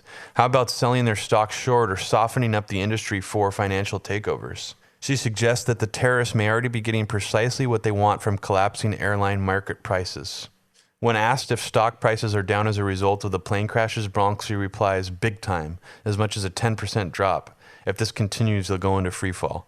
So, just for clarification purposes, this is not referring to 9/11 at all. This was written over a year, or sorry, a little less than a year before 9/11, or over a year before 9/11, in a fictional thriller. We move on to April 2nd of 2000. From History Commons, some complain Clinton administration focusing too much on terror. The Washington Post writes, quote, with little fanfare, Clinton has begun to articulate a new national security doctrine in which terrorists and other enemies of the nation state are coming to occupy the position once filled by a monolithic communist superpower. In his January 2000 State of the Union address, President Clinton predicts that terrorists and organized criminals will pose, quote, the major security threat to the U.S. in the coming decades. Counterterrorism czar Richard Clarke predicts that, quote, U.S.'s new enemies will come after our weakness, our Achilles heel, which is largely here in the United States. As you can see, Clinton and his administration were ramping up and setting the framework for the war on terror towards the end of his presidency. We're already in the year 2000, and the rhetoric is just ramping up. And what's great about looking back at all this stuff is you can see that people were already onto the fact that the U.S. government was trying to turn terrorism into a Soviet caliber threat, essentially fill the void of the absence of the Cold War with a new threat that would seem just as imposing and scary to the American public. Now, I'm just going to briefly mention a program that started earlier than 9/11 that was later coined Total Information Awareness. Now, a great deal of this program is classified. It was discontinued shortly after 9/11 because people were so horrified by the branding of it, which was the logo for Total Information Awareness was the planet Earth with the eye on top of a pyramid beaming a light onto the entire planet. No idea at all who came up with that marketing or branding for Total Information Awareness. They haven't taken credit for it. But I mean, it goes along similar lines to sort of the secret black ops programs that Trevor Paglen revealed in his book of military patches. And all of those sort of play into conspiracy theory culture in the United States and play on people's paranoia. There's even a black ops program that had a picture of a gray alien with a chain around his neck being arrested by the U.S. military. So, I mean, I think it's not too far off to say that whoever designed the Total Information Awareness logo was just trying to fuck with people and scare people into actually believing in sort of this more nefarious, scary New World Order conspiracy. I'm getting a little sidetracked again, but basically the reason I'm bringing up Total Information Awareness is because on Wikipedia, on the Total Information Awareness page, it says, quote, "The earliest version of Total Information Awareness employed a software called Groove, which was developed in 2000 by the American software industry entrepreneur and inventor of Lotus Notes, Ray Ozzie. The software developed by Ozzie makes it possible for analysts at many different government agencies to share intelligence data instantly, and it links specialized programs that are designed to look for patterns of suspicious behavior. As I was saying, most of this program is still classified. We don't know exactly how it morphed or what it exactly turned into or what facets of it turned into what, but I think it's fairly safe to say, and other journalists have made the same conclusion, that Total Information Awareness was rebranded and put under wraps and sort of taken out of the public consciousness. The program remained, but it existed under a different name. And that name was originally Thin Thread, and it was turned into Stellar Wind and Trailblazer by Michael Hayden, who was the head of the NSA at the time. But this is another one of those mysterious aspects of pre-9/11 is we only have little bits and pieces of information about Total Information Awareness and the Homeland Security Agency existing before 9/11. But my opinion on that is that even if they did exist before 9/11, the Bush administration made a concerted effort to hide their existence before 9/11 for obvious reasons. I think that Total Information Awareness pretty much contradicts what we understand about the main 9/11 excuse, which is that the agencies couldn't share information with each other or chose not to share information with each other. So all we know really is that software developed for Total Information Awareness was developed in 2000, over a year before 9/11. On June 5th, 2000, NORAD exercise simulates hijackers planning to crash plane into the White House and Statue of Liberty. Not that this will come as a surprise to most of our listeners, but this is just an example of how government agencies like NORAD automatically had within them self-contained protocols to deal with these kinds of unlikely but potentially catastrophic scenarios.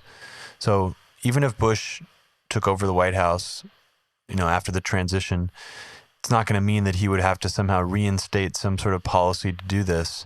The policy, of NORAD foreseeing these kind of scenarios and training people to deal with them was sort of, there's continuity between NORAD under the Clinton administration and NORAD under the Bush administration, just like there would be for most of those other kinds of government agencies, like the IRS, for example. So I think that's really all that illustrates, is that, a lot of people are like, well, what were they supposed to do? What was NORAD supposed to do? Well, they had protocols already before the Bush administration, like automatically in place. On June 6th of 2000, George W. Bush was elected the Republican candidate of the Republican presidential primaries. It was down to him and John McCain, and George W. Bush won. Shortly after that, on June 8th, 2000, Paul Bremer was one of the main people behind the Terrorism Commission report. And this is very similar to the Philip Zelikow terrorism report that was written a few years earlier. Paul Bremer, again, just like Philip Zelikow, uses Pearl Harbor as an example of how we could be taken surprised by a catastrophic terrorist attack. He doesn't say, quote, a new Pearl Harbor, but he is using very, very similar rhetoric. I'm very curious as to where this rhetoric started in the first place. The earliest example I could find of it is that Philip Zelikow terrorism report. But maybe listeners out there might be able to find something even earlier from someone peddling terrorism fears using the example of a new Pearl Harbor. And we're going to play a clip right here of Bremer talking about it. We said, quote, in extraordinary circumstances, when a catastrophe is beyond the capabilities of local, state, and other federal agencies, or is directly related to an armed conflict overseas, the President may want to designate DOD as a lead federal agency. We do not recommend that it happen, but we think that it is only prudent to make contingency plans for such an event, and the only way to make the contingency plans is to think about it ahead of time. If you think about this kind of a consequence ahead of time and exercise it, the chances are much better that civil liberties that we're all used to will be protected. And we remember that it was in the aftermath of Pearl Harbor, in the chaos and confusion of a catastrophic attack against America in December 1941, that civil liberties of some people in this country were abridged. And we believe the way best to avoid that is to think about it ahead of time. That is the heart of our recommendation on the Defense Department.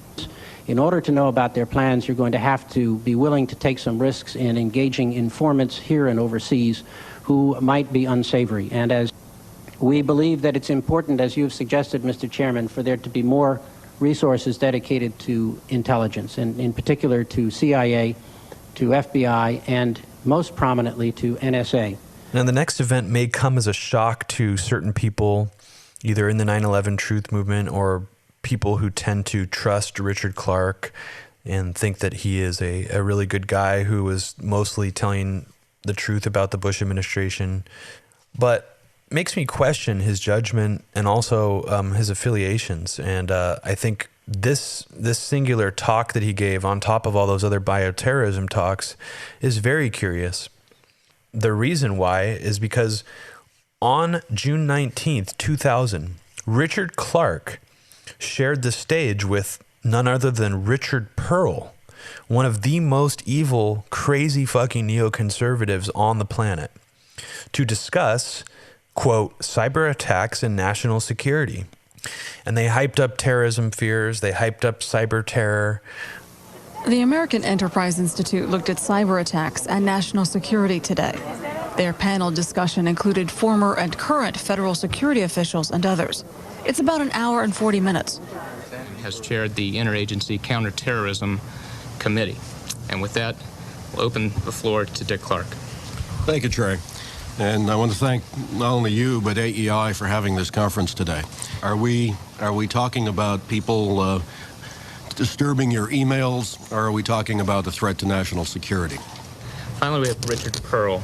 Richard is a resident fellow at the American Enterprise Institute. From 1981 to 1987, Richard served as Assistant Secretary of Defense for International Security Policy and Chairman of the North Atlantic Treaty Organization High-Level Defense Group. Thank you very much, Trey. Before I say anything else, I can't resist commenting on the foresight of the Depository Trust and Clearing Corporation hiring for their security a guy whose nickname is Stash. And, you know, Abby and I have talked about this for years, and it's mostly Abby's thinking on this, that the next quote-unquote war will be sort of like the war on hackers or the war on cyber terror.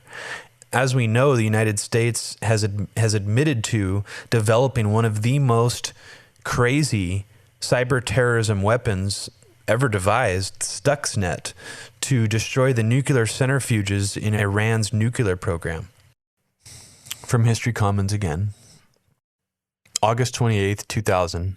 Bin Laden and Al-Qaeda's chief bomb maker recognized in aerial photo. And if you're thinking to yourself, how did they get this aerial photo? Was it a satellite photo? No, it was a drone photo, which I'm sure was of much higher quality. Quote, agents of the DGSE, the French intelligence agency, examined an aerial photo and spot Al-Qaeda leader Midhat Mursi standing close to Osama bin Laden. Mursi is considered Al-Qaeda's chief bomb maker and chemical weapons expert. The quality of the aerial photo must have been extremely high in order for Mursi and bin Laden to be recognized, but it has not yet been explained how such a photo was obtained or what other photos of bin Laden or other Al-Qaeda leaders have been taken before 9/11. Less than 2 weeks later, the U.S. officially begins flying Predator drones over Afghanistan to track bin Laden. I mean, it's possible that this information about the French intelligence service was planted to make it look like we didn't obtain the images, but I mean, we very well could have been flying Predator drones in that area before the official announcement and simply just leaked that information through another source. I mean, that's what the U.S. government still does today. They use stooges like Eli Lake and even Rosie Gray, who works for BuzzFeed, Miriam Elder for BuzzFeed.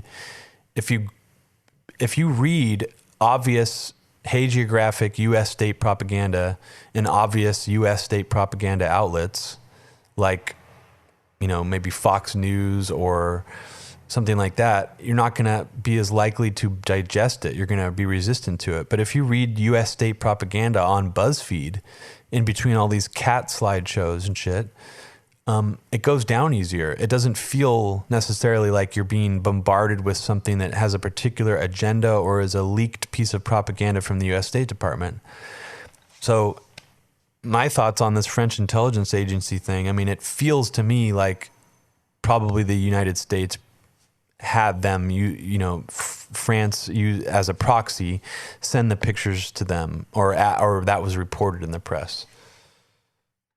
Now we finally arrive at a particularly infamous event that happened at the tail end of the Clinton presidency, and that is the document written by the Project for a New American Century titled Rebuilding America's Defenses. This is that infamous document that was devised by some of the most hardcore neoconservatives in Washington, D.C. at the time.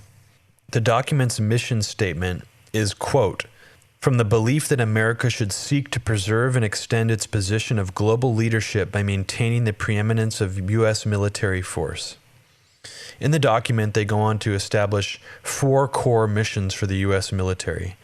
And those missions are defend the American homeland, fight and decisively win multiple simultaneous major theater wars, perform the constabulary duties associated with shaping the security environment in critical regions, transform U.S. forces to exploit the, quote, revolution in military affairs. And the document goes on to say, to carry out these core missions, we need to provide sufficient force and budgetary allocations. In particular, the United States must maintain nuclear strategic superiority, restore the personal strength of today's force to roughly the levels anticipated in the base force outlined by the Bush administration, reposition U.S. forces to respond to 21st century strategic realities by shifting permanently based forces to Southeast Europe and Southeast Asia, and by changing in naval deployment patterns to reflect growing U.S. strategic concerns in East Asia, aka Eurasia. The 2 most controversial parts of this document, one of them is a section about race-specific bioweapons and how effective they might be and what their usefulness might be. The most famous section from this document is where the term "a new Pearl Harbor" comes from originally. Literally the phrase "a new Pearl Harbor." Please correct me if I'm wrong on that. If other neoconservatives or military figures or U.S. government people were predicting a similar type of event or using that phraseology, please email us at info@mediaroots.org or tweet at me @fluorescentgray on Twitter. But here is the quote. After all that stuff I just read, after all the different goals they were laying out about what they want to do with our military, in the document it says, quote, further, the process of transformation of the military, even if it brings revolutionary change, is likely to be a long one, absent some catastrophic and catalyzing event like a new Pearl Harbor. I'm not going to go into too much more detail about PNAC, who the signatories were for this particular document, and also who was behind PNAC. Abby and I went over that in quite a lot of detail on the DC Think Tanks Create Cold War Tipping Point podcast. We covered the history of neoconservatism, its influence over DC, the history of PNAC, its founders, and also the think tank that PNAC eventually morphed into after PNAC disbanded. Not exactly like, but similar to Blackwater changing its name to Z and then Academy. This is another little tidbit from History Commons. In September of 2000 and after, including throughout the Bush administration, it is reported that the U.S. Secret Service is using an air surveillance system called Tiger Wall. This serves to ensure enhanced physical security at a high-value asset location by providing early warning signs of airborne threats. Tiger Wall provides the Secret Service with a geographic display of aircraft activity and provides security personnel long-range camera systems to classify and identify aircraft. So this kind of ties into the idea that the Secret Service also had their own Stinger missiles. So it makes sense now that it wouldn't just be the Secret Service running out onto the White House lawn, looking up into the sky for a plane coming in and then shooting in its direction with a Stinger missile. I mean, they probably had like computer-guided missiles. They weren't just regular, like, you know, militia-style Stinger missiles like, you know, that Iraqi insurgents would use or something. And we also know now that the Secret Service had Stinger missiles located in the South Tower of the World Trade Center on 9/11 in case of an emergency situation, like a plane being flown into one of the buildings. I'm not sure if they had it in WTC-7 or one of either of the towers. From History Commons. From September 7th to October 2000, Predator flights over Afghanistan are initiated then halted. The first Predator flight over Afghanistan on September 7th, 2000, captures bin Laden circled by security in his tarmac farm complex. An unmanned spy plane called the Predator begins flying over Afghanistan, showing incomparably detailed real-time video and photographs of the movements of what appears to be bin Laden and his aides. It flies successfully over Afghanistan 16 times. President Clinton is impressed by a 2-minute video of bin Laden crossing the street towards the mosque inside his Tarnak Farms complex. Bin Laden is surrounded by a team of a dozen armed men creating a professional forward security perimeter as he moves. The Predator has been used since 1996 in the Balkans and in Iraq. One Predator crashes on takeoff and another is chased by a fighter, but it apparently identifies bin Laden on 3 occasions. Its use is stopped in Afghanistan after a few trials, mostly because seasonal winds are picking up.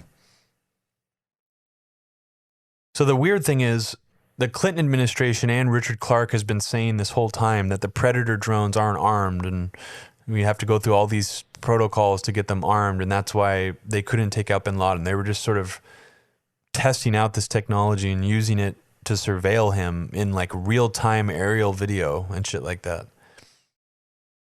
But the strange thing is, on September 15th, 2001, it says on History Commons that CIA Director George Tenet apparently inaccurately tells President Bush the unmanned Predator surveillance aircraft that was now armed with Hellfire missiles had been operating for more than a year out of Uzbekistan to provide real-time evidence of Afghanistan. So if I'm reading that right, it seems like George Tenet is either lying to President Bush and telling them that the Predator drones were equipped with Hellfire missiles since they've been operating, or he's not lying and that's actually the truth, and that they later revised sort of the official account, in a similar way to how NORAD and the FAA and all these government agencies revise their timelines over time in terms of their air response on 9/11, how the farther you get from 9/11, like you go all the way forward to 2004, you'll get a different official timeline from the government than you will back in 2001 or 2002. That they revise things, they change things, they update the material to make it fit better. And in this case, it could just be another scenario where later on, when flack started to come towards Bill Clinton about his inability to prevent 9/11 or bin Laden from attacking the United States, it could have been one of those things where they were actually trying to all sort of get together, Clinton, Tenet, Clark, get on the same page with each other and all repeat a lie, which was that the Predator drones weren't armed. Now, I'm just speculating on that.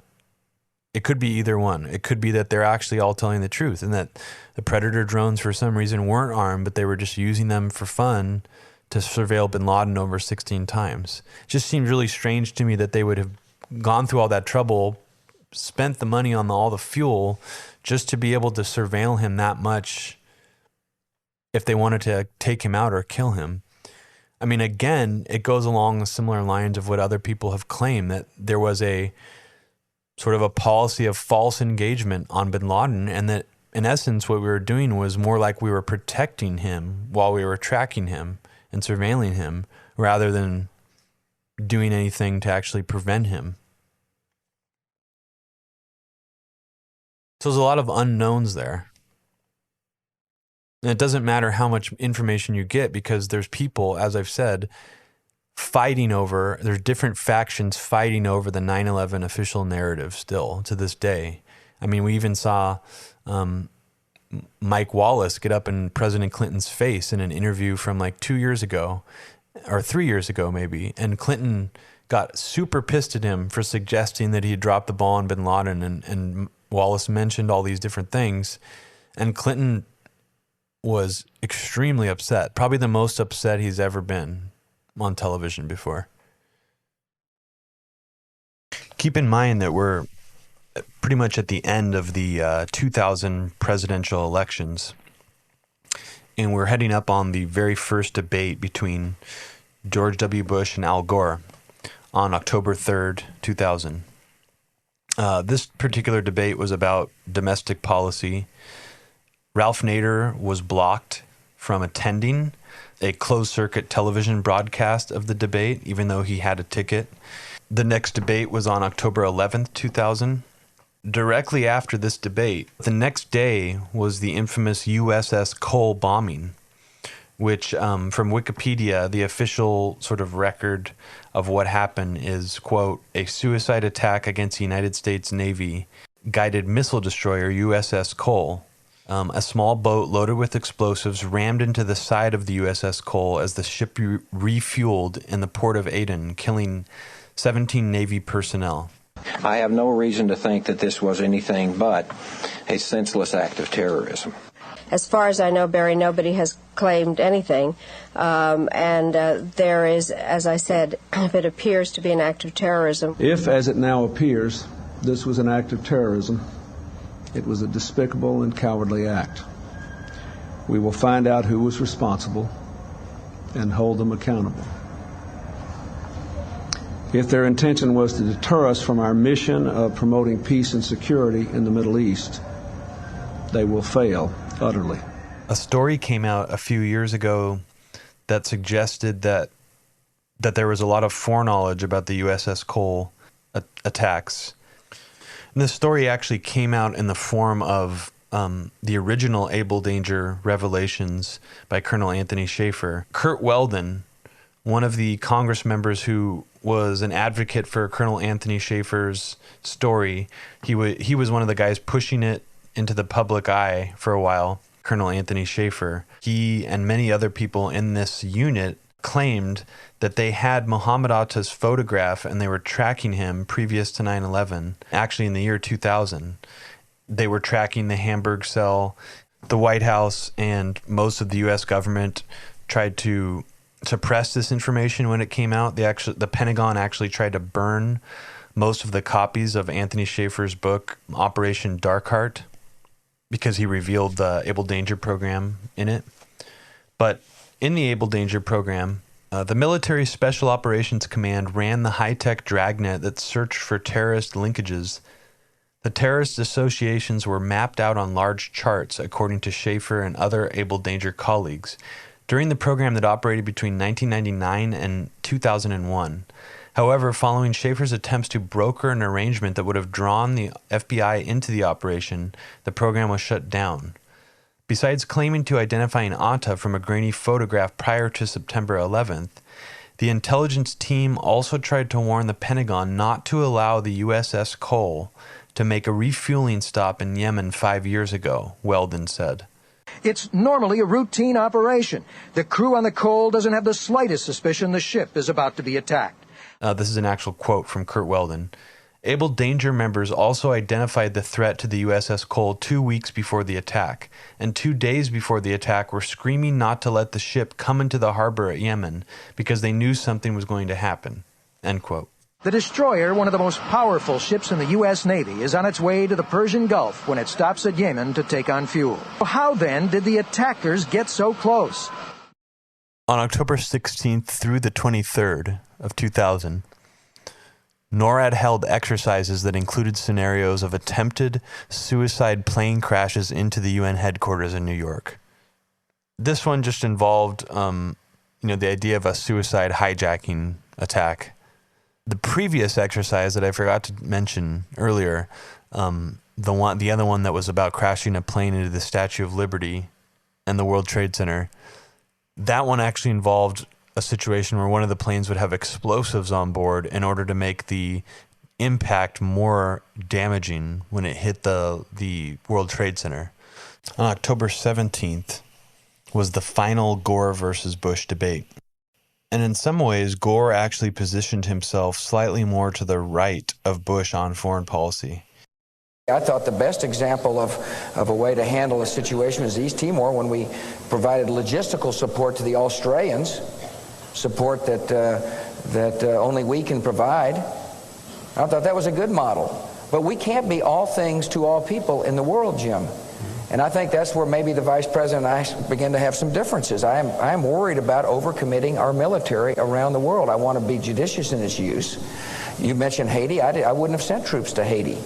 I didn't think it was a mission worthwhile. It was a nation-building mission.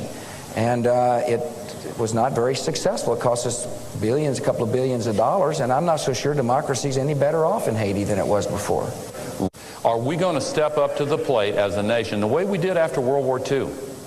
The way that generation of heroes said, okay, the United States is going to be the leader. And the world benefited tremendously from the courage that they showed in those post-war years. I'm not so sure the role of the United States is to go around the world and say this is the way it's got to be. We can help. And maybe it's just our difference in government, the way we view government. I mean, I want to empower people. I want to help people help themselves, not have government tell people what to do. I just don't think it's the role of the United States to walk into a country and say, we do it this way, so should you. On October 24th through the 26th, the military holds exercises that rehearse responses to a plane crash at the Pentagon.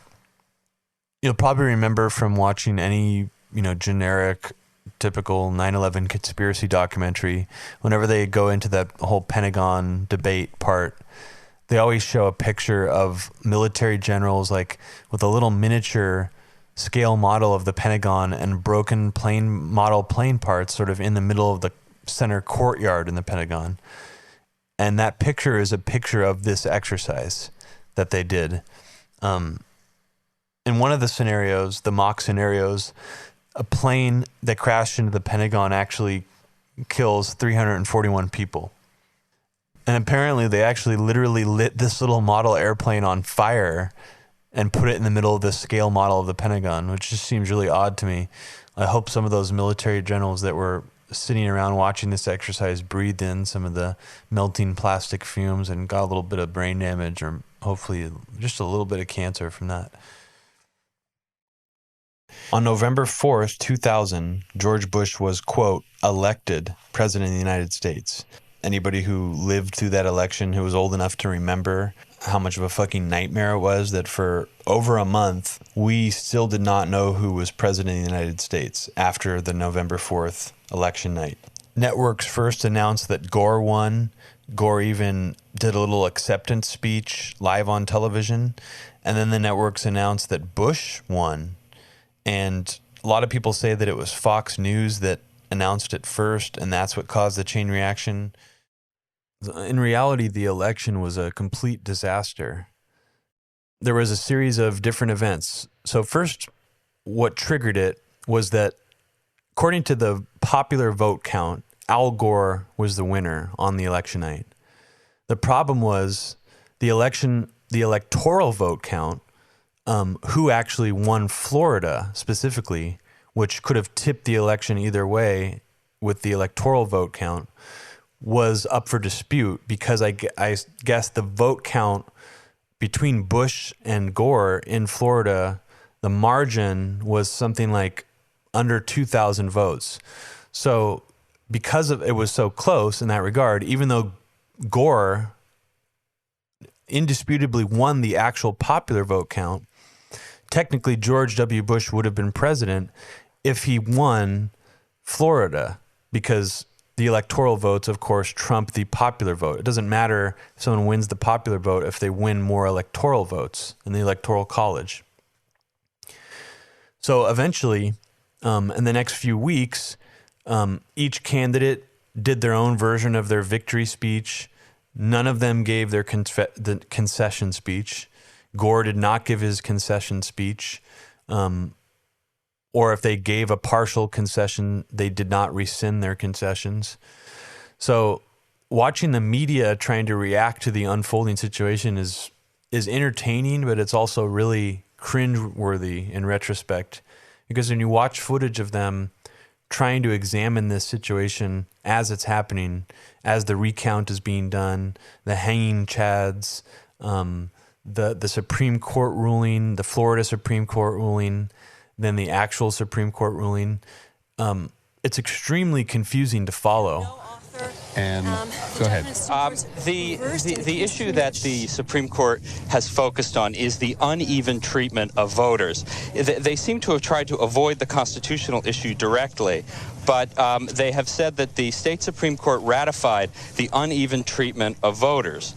That is that the standards for what ballots count and what ballots don't count were inconsistent between counties. There's something else very important here, Jeffrey, too. It's what's called a per curiam decision, which means that no justice has their name on it at the moment, which tells us something about the struggle in the court. But even before we get to the court, let me go to George Stephanopoulos very quickly here, because, George, this effectively ends the election. It has ended the election. And, Peter, literally one of the closest elections in American history.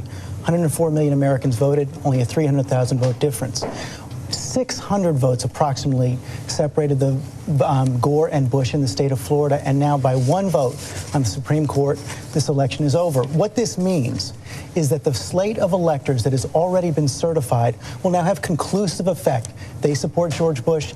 They're going to the Electoral College from the state of Florida. George Bush wins 271 to 267. Come back to you in just a minute, but just let me tell you that in dissent here were Justices Ginsburg, Souter, Stevens, and Breyer. They're in the dissent. That's the liberal wing, for the most part, of the Supreme Court, back to Jackie Judd at the court itself. Bush versus Gore was the Supreme Court case, and it was argued in December 11, 2000, and it was decided on December 12, 2000. And they decided in favor of stopping the recount, which technically, I guess at that point, George Bush won, according to the last vote count. By pushing to get it done before midnight, it sounds, from what we can make of the decision, Rehnquist and the four others who joined him awarded the presidency to George Bush. Essentially, if you were a voter back then and you wanted to know who was president of the United States, it would actually have been much less confusing to just not watch TV or read the newspaper for a month and then just read it a month later after the Supreme Court ruling. And this is where Clinton's war on terror ends. Maybe some of you out there are wondering, well, what did we learn from this episode? Or, what the hell was Robbie going over all this for? Well, there's a lot of reasons why. After looking into all this stuff myself, it made me remember a figure that we sort of didn't really discover, but just, decided to look into more closely. Sort of a guy who was involved in PNAC and who's been involved in a lot of this neoconservative thought for a while, but hasn't really gotten very much attention by people in alternative media. And that guy's name is Robert Kagan. And it reminds me of some of the things that he's said over the years.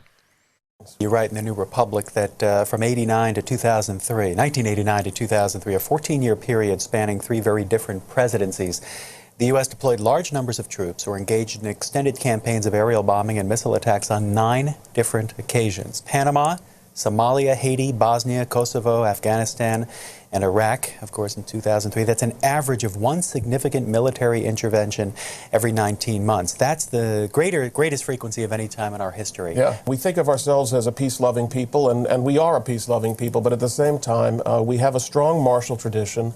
No modern democracy considers electing generals more often than we do. In Europe, it's inconceivable to nominate a military man for office. We think about it all the time, whether it's Colin Powell or Wes Clark. And for a nation that does love peace, that frequency of intervention after the end of the Cold War is a pretty dramatic sign that throughout our history, whether from the Revolution and the Civil War, First World War, Second World War, Americans have always believed that military power, though to be used as a last resort, we always say, is nevertheless an essential element of foreign policy. And I think we're still like that today. And it doesn't really matter which administration is in power, Republican or Democrat. Still like that today. Why? Why is this country this way? To my mind, the most important aspect of American nationalism is our common commitment to the principles of the Declaration of Independence, the universal rights of man. You actually say it's the most important foreign policy document ever. Exactly. It's the most important foreign policy document because by its very nature, a belief in the universal rights of man means that the United States is both affected by everything that happens to others around the world, or at least Americans perceive that they're affected by it, and they also have some role, if they have the capacity, to advance those rights. Based on just looking at administrations of recent years, there's always a great deal more continuity between administrations. Even when the party changes, then there is discontinuity. There was a lot more continuity than people want to remember, I think, between the Clinton administration's approach to Iraq and the Bush administration's approach to Iraq. The Clinton administration did a similar thing in Iraq in 1998 when they conducted Operation Desert Fox and did a broad-scale bombing of Saddam Hussein's suspected weapons programs, and for all we know, they did a great deal of damage. I'm not sure that in retrospect, these are hard decisions to make, very risky, that the Clinton administration should have followed through on what were at least the instincts of some of its key members. Batavia. This goes against every fiber of my being to say this, but in some ways, in isolation, some of the things Robert Kagan has said are absolutely right. They can only really be explained by the idea that there is some sort of force driving United States foreign policy, essentially needs to be explained or needs to be rationalized, not just to sell wars to the public and to sell bombing campaigns to the public, but also needs to be rationalized and couched in intellectual thought so that the people carrying out this foreign policy can also use that as a crutch, maybe even in their own minds, or to their fellow policymakers or to the people who work underneath them. But when you actually read Robert Kagan's writings about why he thinks we have a neoconservative style foreign policy and why that's the best way to go, I mean, a lot of it actually makes sense if you look at it from the perspective of someone like him. It's trying to rationalize and explain, and sort of with this defensive posture, a system which has been in place for over a century, which is inherently immoral. And I think one of the best ways to describe this kind of thought from people like Robert Kagan, Francis Fukuyama, William Crystal, Richard Pearl, it's not from nationalism necessarily. It's not from racism. It's not from even being, maybe even a warmonger at heart or being some kind of sociopathic, bloodthirsty type individual. I think at its core, this defensive posture that's then rationalized and couched in intellectual thought comes from cognitive dissonance, essentially. And I'm sure people have heard that term tossed around before. Cognitive dissonance, you know, a lot of the time you might think it just means like mental friction, an unpleasant thought where you have two conflicting beliefs that are sort of colliding with each other that don't quite match up. And that causes, you know, a form of mental anguish that might not be conscious for a lot of people. But on this website, Psychology World, they go into cognitive dissonance a little more in depth. And it says cognitive dissonance theory is based on three fundamental assumptions. 1, humans are sensitive to inconsistencies between actions and beliefs. So for example, say you consider yourself a civilized, you know, moral human being, an upstanding citizen, but the country you live in is killing thousands or even millions around the world in your name. That can lead to the first thing on here, being sensitive to inconsistencies between actions and belief. Even though they're not your own actions, they're actions that are associated with you, whether you're a nationalist or a patriot or, you know, loyal to the president or not, because it's the country you live in. You pay for it with your tax money.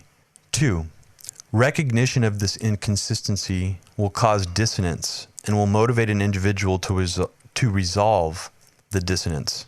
Once you recognize that you have violated one of your principles, according to this theory, you won't just say, quote, oh well, you'll feel some sort of mental anguish about this. The degree of dissonance, of course, will vary with the importance of your belief, attitude, principle, and with the degree of inconsistency between your behavior and this belief. In any case, according to the theory, the greater the dissonance, the more you will be motivated to resolve it. So let's think about this for instance. You know, certain cultures in the world maybe don't hold themselves up as individuals in the same esteem that Americans do. They're not maybe as prideful or as egotistical about themselves. You know, certain third world countries are quite violent, and, you know, people encounter death on a regular basis if you're, you know, a citizen in some of those countries. So I think for an American, just in general, the inconsistency between your behavior and this belief can be rather large. So again, even though American foreign policy isn't directly, you know, my behavior or your behavior, it's inescapable that in some ways it is associated with us. We help fund it. We live in this country. We support this country indirectly in different ways. We pay money to the corporations that help fund these wars. So I think that everybody in America, at least to some degree, suffers from that type of cognitive dissonance, or has suffered from it at one point. Like when you learned, you know, quote unquote, woke up about, you know, what American foreign policy or the American government really does all around the world. And you kind of more or less were just a normal citizen before that. That would cause cognitive dissonance.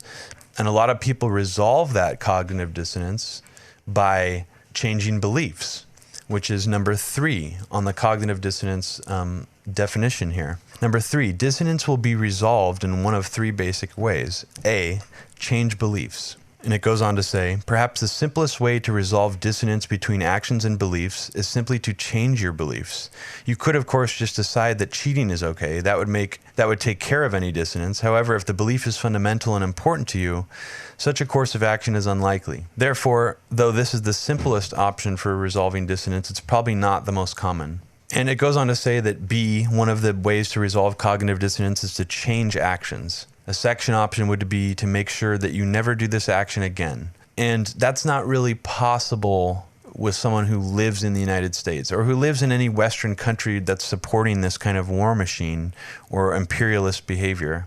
You can't simply just make your government stop doing it in your name. It doesn't work that way. So B is not really possible in this scenario that we're talking about. But the next one, I think, is a perfect example of what neoconservatism does, or what function neoconservative foreign policy serves for DC elites, intellectual thinkers, scholarly types who write about American history, people of that ilk who are still on the side of American foreign policy and American morals will most likely change their perception of the action. A third and more complex method of resolution is to change the way you view, remember, or perceive your action. In more colloquial terms, you would rationalize your actions. For example, you might decide that the test you cheated on was for a dumb class that you didn't need anyways.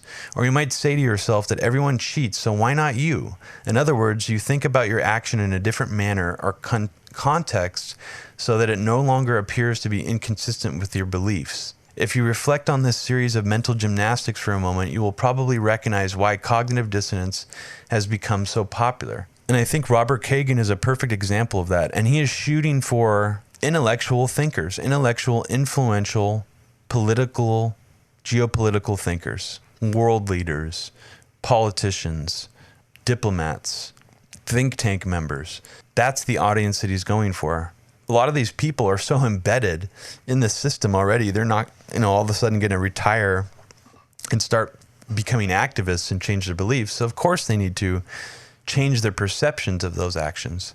And I would even argue that neoconservatism sprung up originally based on sort of the moral dilemma that a lot of these early Trotskyite, more liberal-leaning people had. Embedded in their psyche, they may actually be emotional, feeling, empathetic human beings. But over time, maybe they appear to be more sociopathic and more Machiavellian because of this cognitive dissonance that they suffered, or that they're maybe even still suffering from.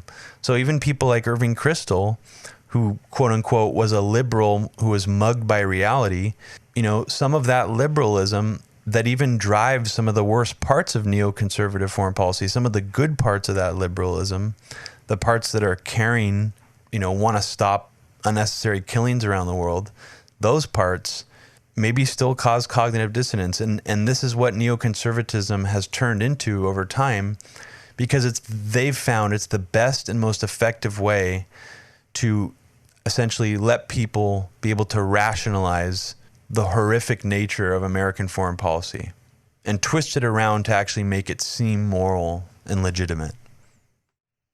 So sorry for that really long rant, but I just had this thought the other day, and I just thought it was really important to attempt, I guess, to portray neoconservatism in a different way than it has been portrayed before, at least on this show and some other shows that you may listen to.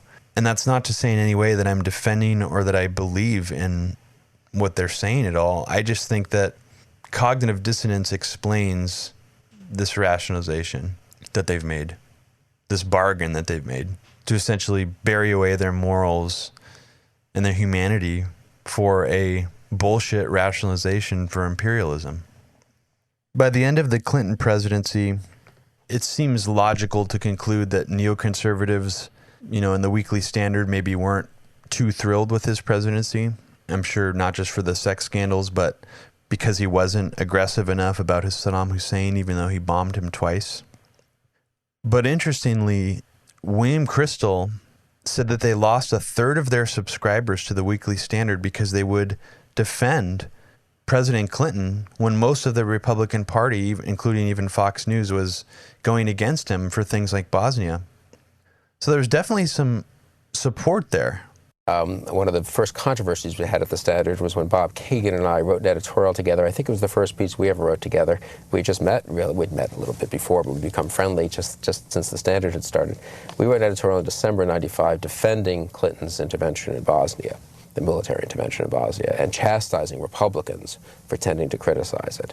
And we lost about, I think, a quarter of our original subscribers to the Weekly Standard at that point who wrote in saying they didn't subscribe to a conservative magazine so they could read editorials defending Bill Clinton. And I know I said I was going to mostly pin this on Clinton and the Clinton administration and not try to talk about neoconservatives and what influence they may have had over Clinton, because that would in some ways seem like I'm making excuses for him.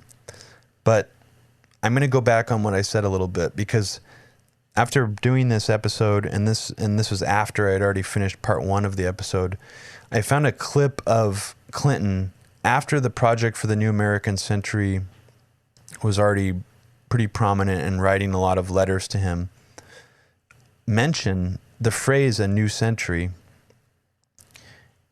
in the same paragraph as weapons of mass destruction. It's pretty crazy. My concern is to prepare our people for a new century. not only in positive ways, like creating a big international financial framework that works for them, as we just talked about, but also to make sure we have the tools to protect ourselves against chemical and biological weapons. So, now I wanted to bring up another psychology term to sort of wrap up Clinton's war on terror, but also explain in part what we will see eventually with the Bush foreign policy and even the Obama foreign policy and the war on terror in general through all three presidencies. And this psychology term is called projective identification. And I'll read you the definition from Wikipedia.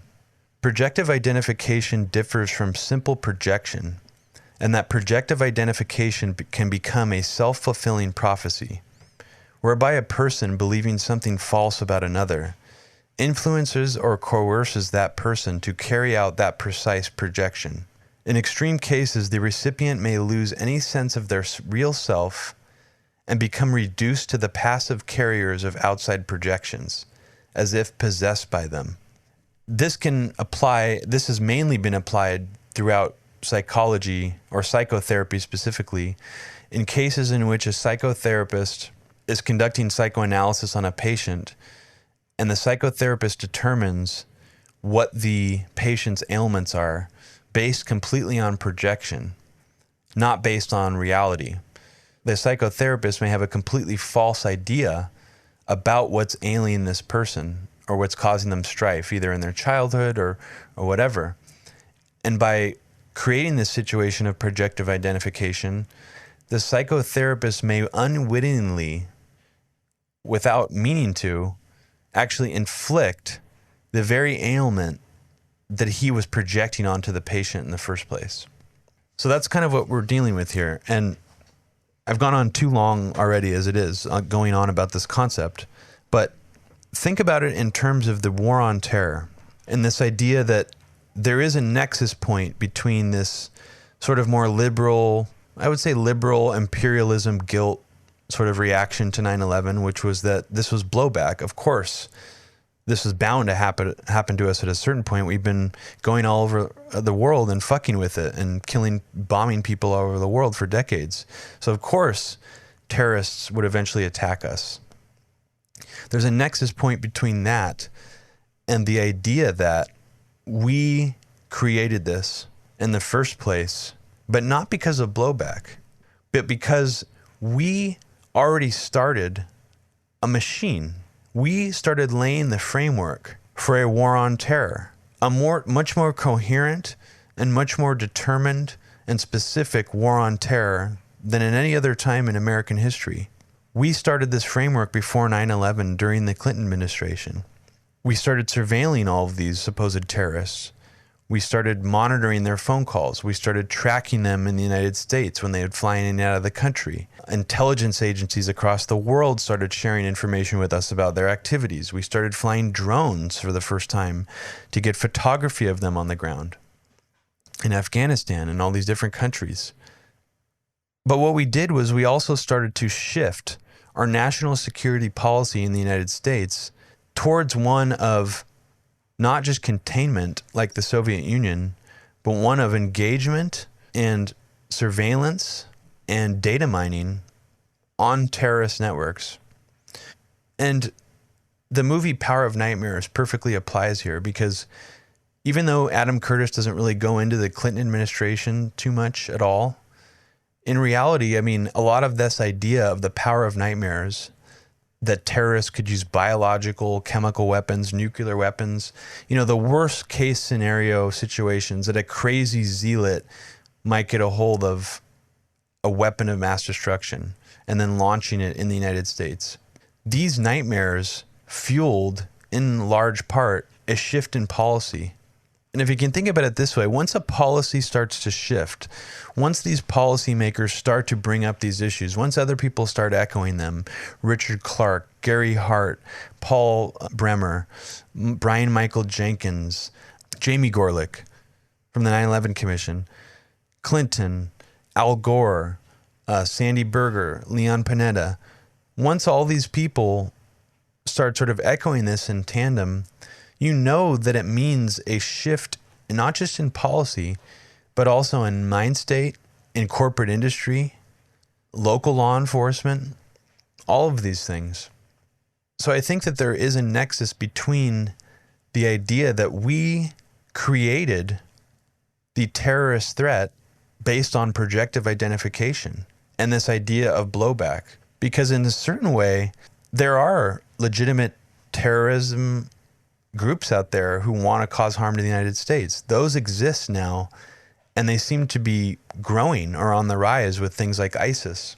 And of course, I'm not here to fearmonger you about ISIS, but it's true that through projective identification, we have at least created the perception of a real threat. And I would argue that it's not from our past foreign policy. The idea of game theory that we played with the Soviet Union during the Cold War also ties into this idea of projective identification. By spying on the Soviet Union and committing espionage on them to find out about their nuclear progress, by doing this, we are already poisoning ourselves and our machinery and our foreign policy and our bureaucracy to essentially create the circumstances and the conditions that may lead to this, or we're helping grease the skids for that. And I'm not using this example because I think that there is a legitimate terrorist threat that poses a real danger to us. I believe that we've been able to create a scenario in where, regardless of if 9/11 happened or not, the American policy, foreign policy apparatus, the American government was already shifting its mechanisms towards a war on terror. And because of that, we would have found a way to do these things without 9/11. Maybe it would have taken longer. I'm sure it would have. PNAC talks about a transformative event like a new Pearl Harbor happening to allow this new rebuilding America's military to take place, kind of a thing. So they knew that it would require an event like that to make it fast, quick, and effective. And I think also it reminds me of the quantum physics paradox where the observer influences the result. So if there's nobody observing something, then the outcome will be different. In some ways, it reminds me of bin Laden's organization, the way Al-Qaeda has gotten hyped up in so much of the media, that when you start paying attention to these groups and you start taking them seriously and treating them like legitimate enemies that are worth using our entire American foreign policy against, then you in some ways start to encourage their existence. By exaggerating their power, you are actually making them more powerful. And that again is projected identification. And anyone who's been paying attention to the way this is all unfolded after 9/11 will understand that we have essentially created a self-fulfilling prophecy with things like ISIS, the Taliban, Al-Qaeda in Iraq. These groups, not that they exist because of us, but that they can be perceived as legitimate threats because of us. We have propped them up to the point where they have essentially organically become more powerful as a result. And obviously, it comes down to some very simple factors. So when you think about the idea of America versus the Soviet Union essentially gave the United States foreign policy apparatus an endless excuse to continue to build up our military, to experiment with new military technologies, to find out new ways to spy on people. Basically, a continual flow of money, an unlimited supply of money, seemingly, to wage this legitimate, so they say, Cold War.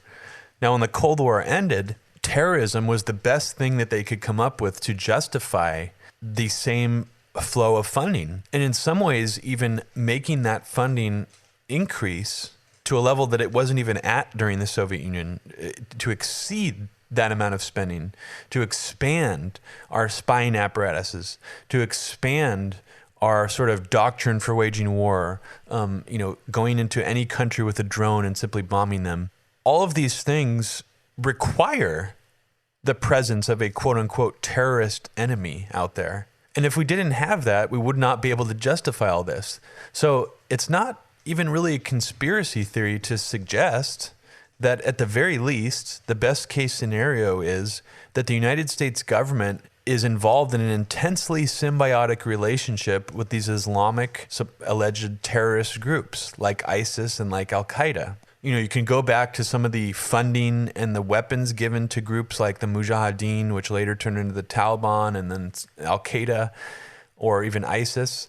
But that's in the past. That's how those groups sort of got their foothold in the beginning. But now that they exist, we depend on them for our propaganda and for our justifications and our rationalizations. And I know you're probably thinking, why has he gone off on a almost 20-minute rant at the end of this episode and barely talked about Bill Clinton?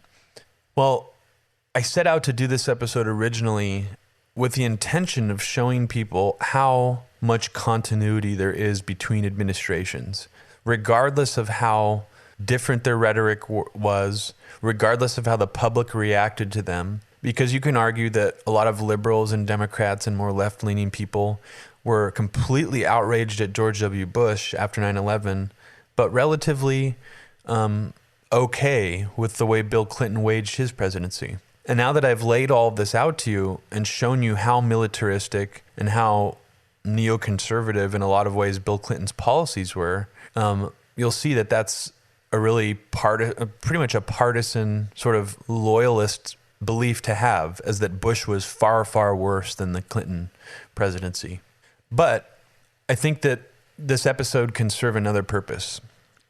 And that purpose is to warn you that a Hillary Clinton presidency in 2016 would be, one, very detrimental to having anything that happened on 9/11 or anything revolving around 9/11 be declassified and or leaked to the public. And the reason for that is that Hillary Clinton will, of course, protect her husband, Bill Clinton. Bill Clinton will be living in the White House again if she gets elected. Now, think about that. He will actually be living in the White House. And if you don't think he would have any influence over the way her presidency would be, think about just this small aspect of it. Bill Clinton, Al Gore, George W. Bush, and Dick Cheney, they all testified to the 9/11 Commission about whatever perceived failures were perceived that they failed to act at various times about these bin Laden warnings. They all testified not under oath and in private to the 9/11 Commission. We still have 28 redacted pages of the 9/11 report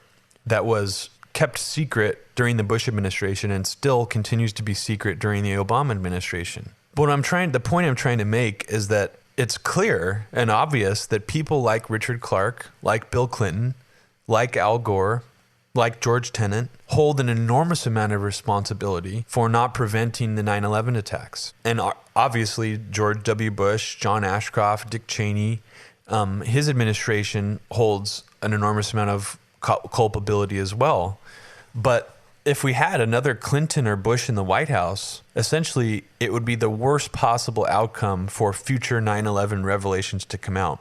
Because both parties, the Clinton faction and the Bush faction, are allied in the sense that they want to hide and keep secret and bury and continue to shape the narrative of the 9/11 official story, to obfuscate the focus away from their failings around 9/11. Hillary Clinton, of course, is going to continue to hide those facts too, or to make it harder for those facts to come out. Hillary Clinton will protect her husband, period. And we're going to get the truth buried in the same way that we did during the Bush administration. And also, Robert Kagan was a foreign policy advisor for Hillary Clinton. And in an ironic sort of twist, someone made a fake Robert Kagan Twitter account recently. A bunch of neoconservatives in DC all got tricked into thinking it was a real Twitter account, including Eli Lake, Jamie Kirchick, all those regular, warmongering, psychotic assholes. They got tricked into it.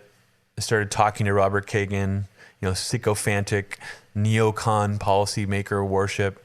But before the Twitter account got shut down, which it did really quickly after it got created, this fake Robert Kagan account announced that he was going to be the foreign policy advisor for Hillary's campaign. A bunch of people didn't believe it. A bunch of the foreign policy think tank people in DC were like, what? No, this is obviously fake. But interestingly, a bunch of them actually did believe it. And I think that that's pretty telling, is that it actually might happen. That this guy who's behind some of the most effective neoconservative propaganda might actually be advising Hillary Clinton's campaign already. So I hope you enjoyed this first solo podcast of mine, Clinton's War on Terror. The 9/11 Bulletin series on Media Roots Radio will continue. I don't want to spoil what the next 2 episodes are going to be about. We're working on getting some interviews with some important people who can shed some light on some interesting angles of 9/11 or the War on Terror.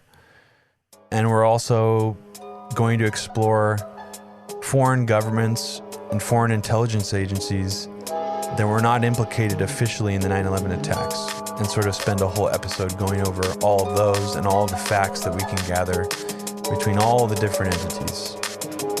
Thanks for listening, guys. Take care.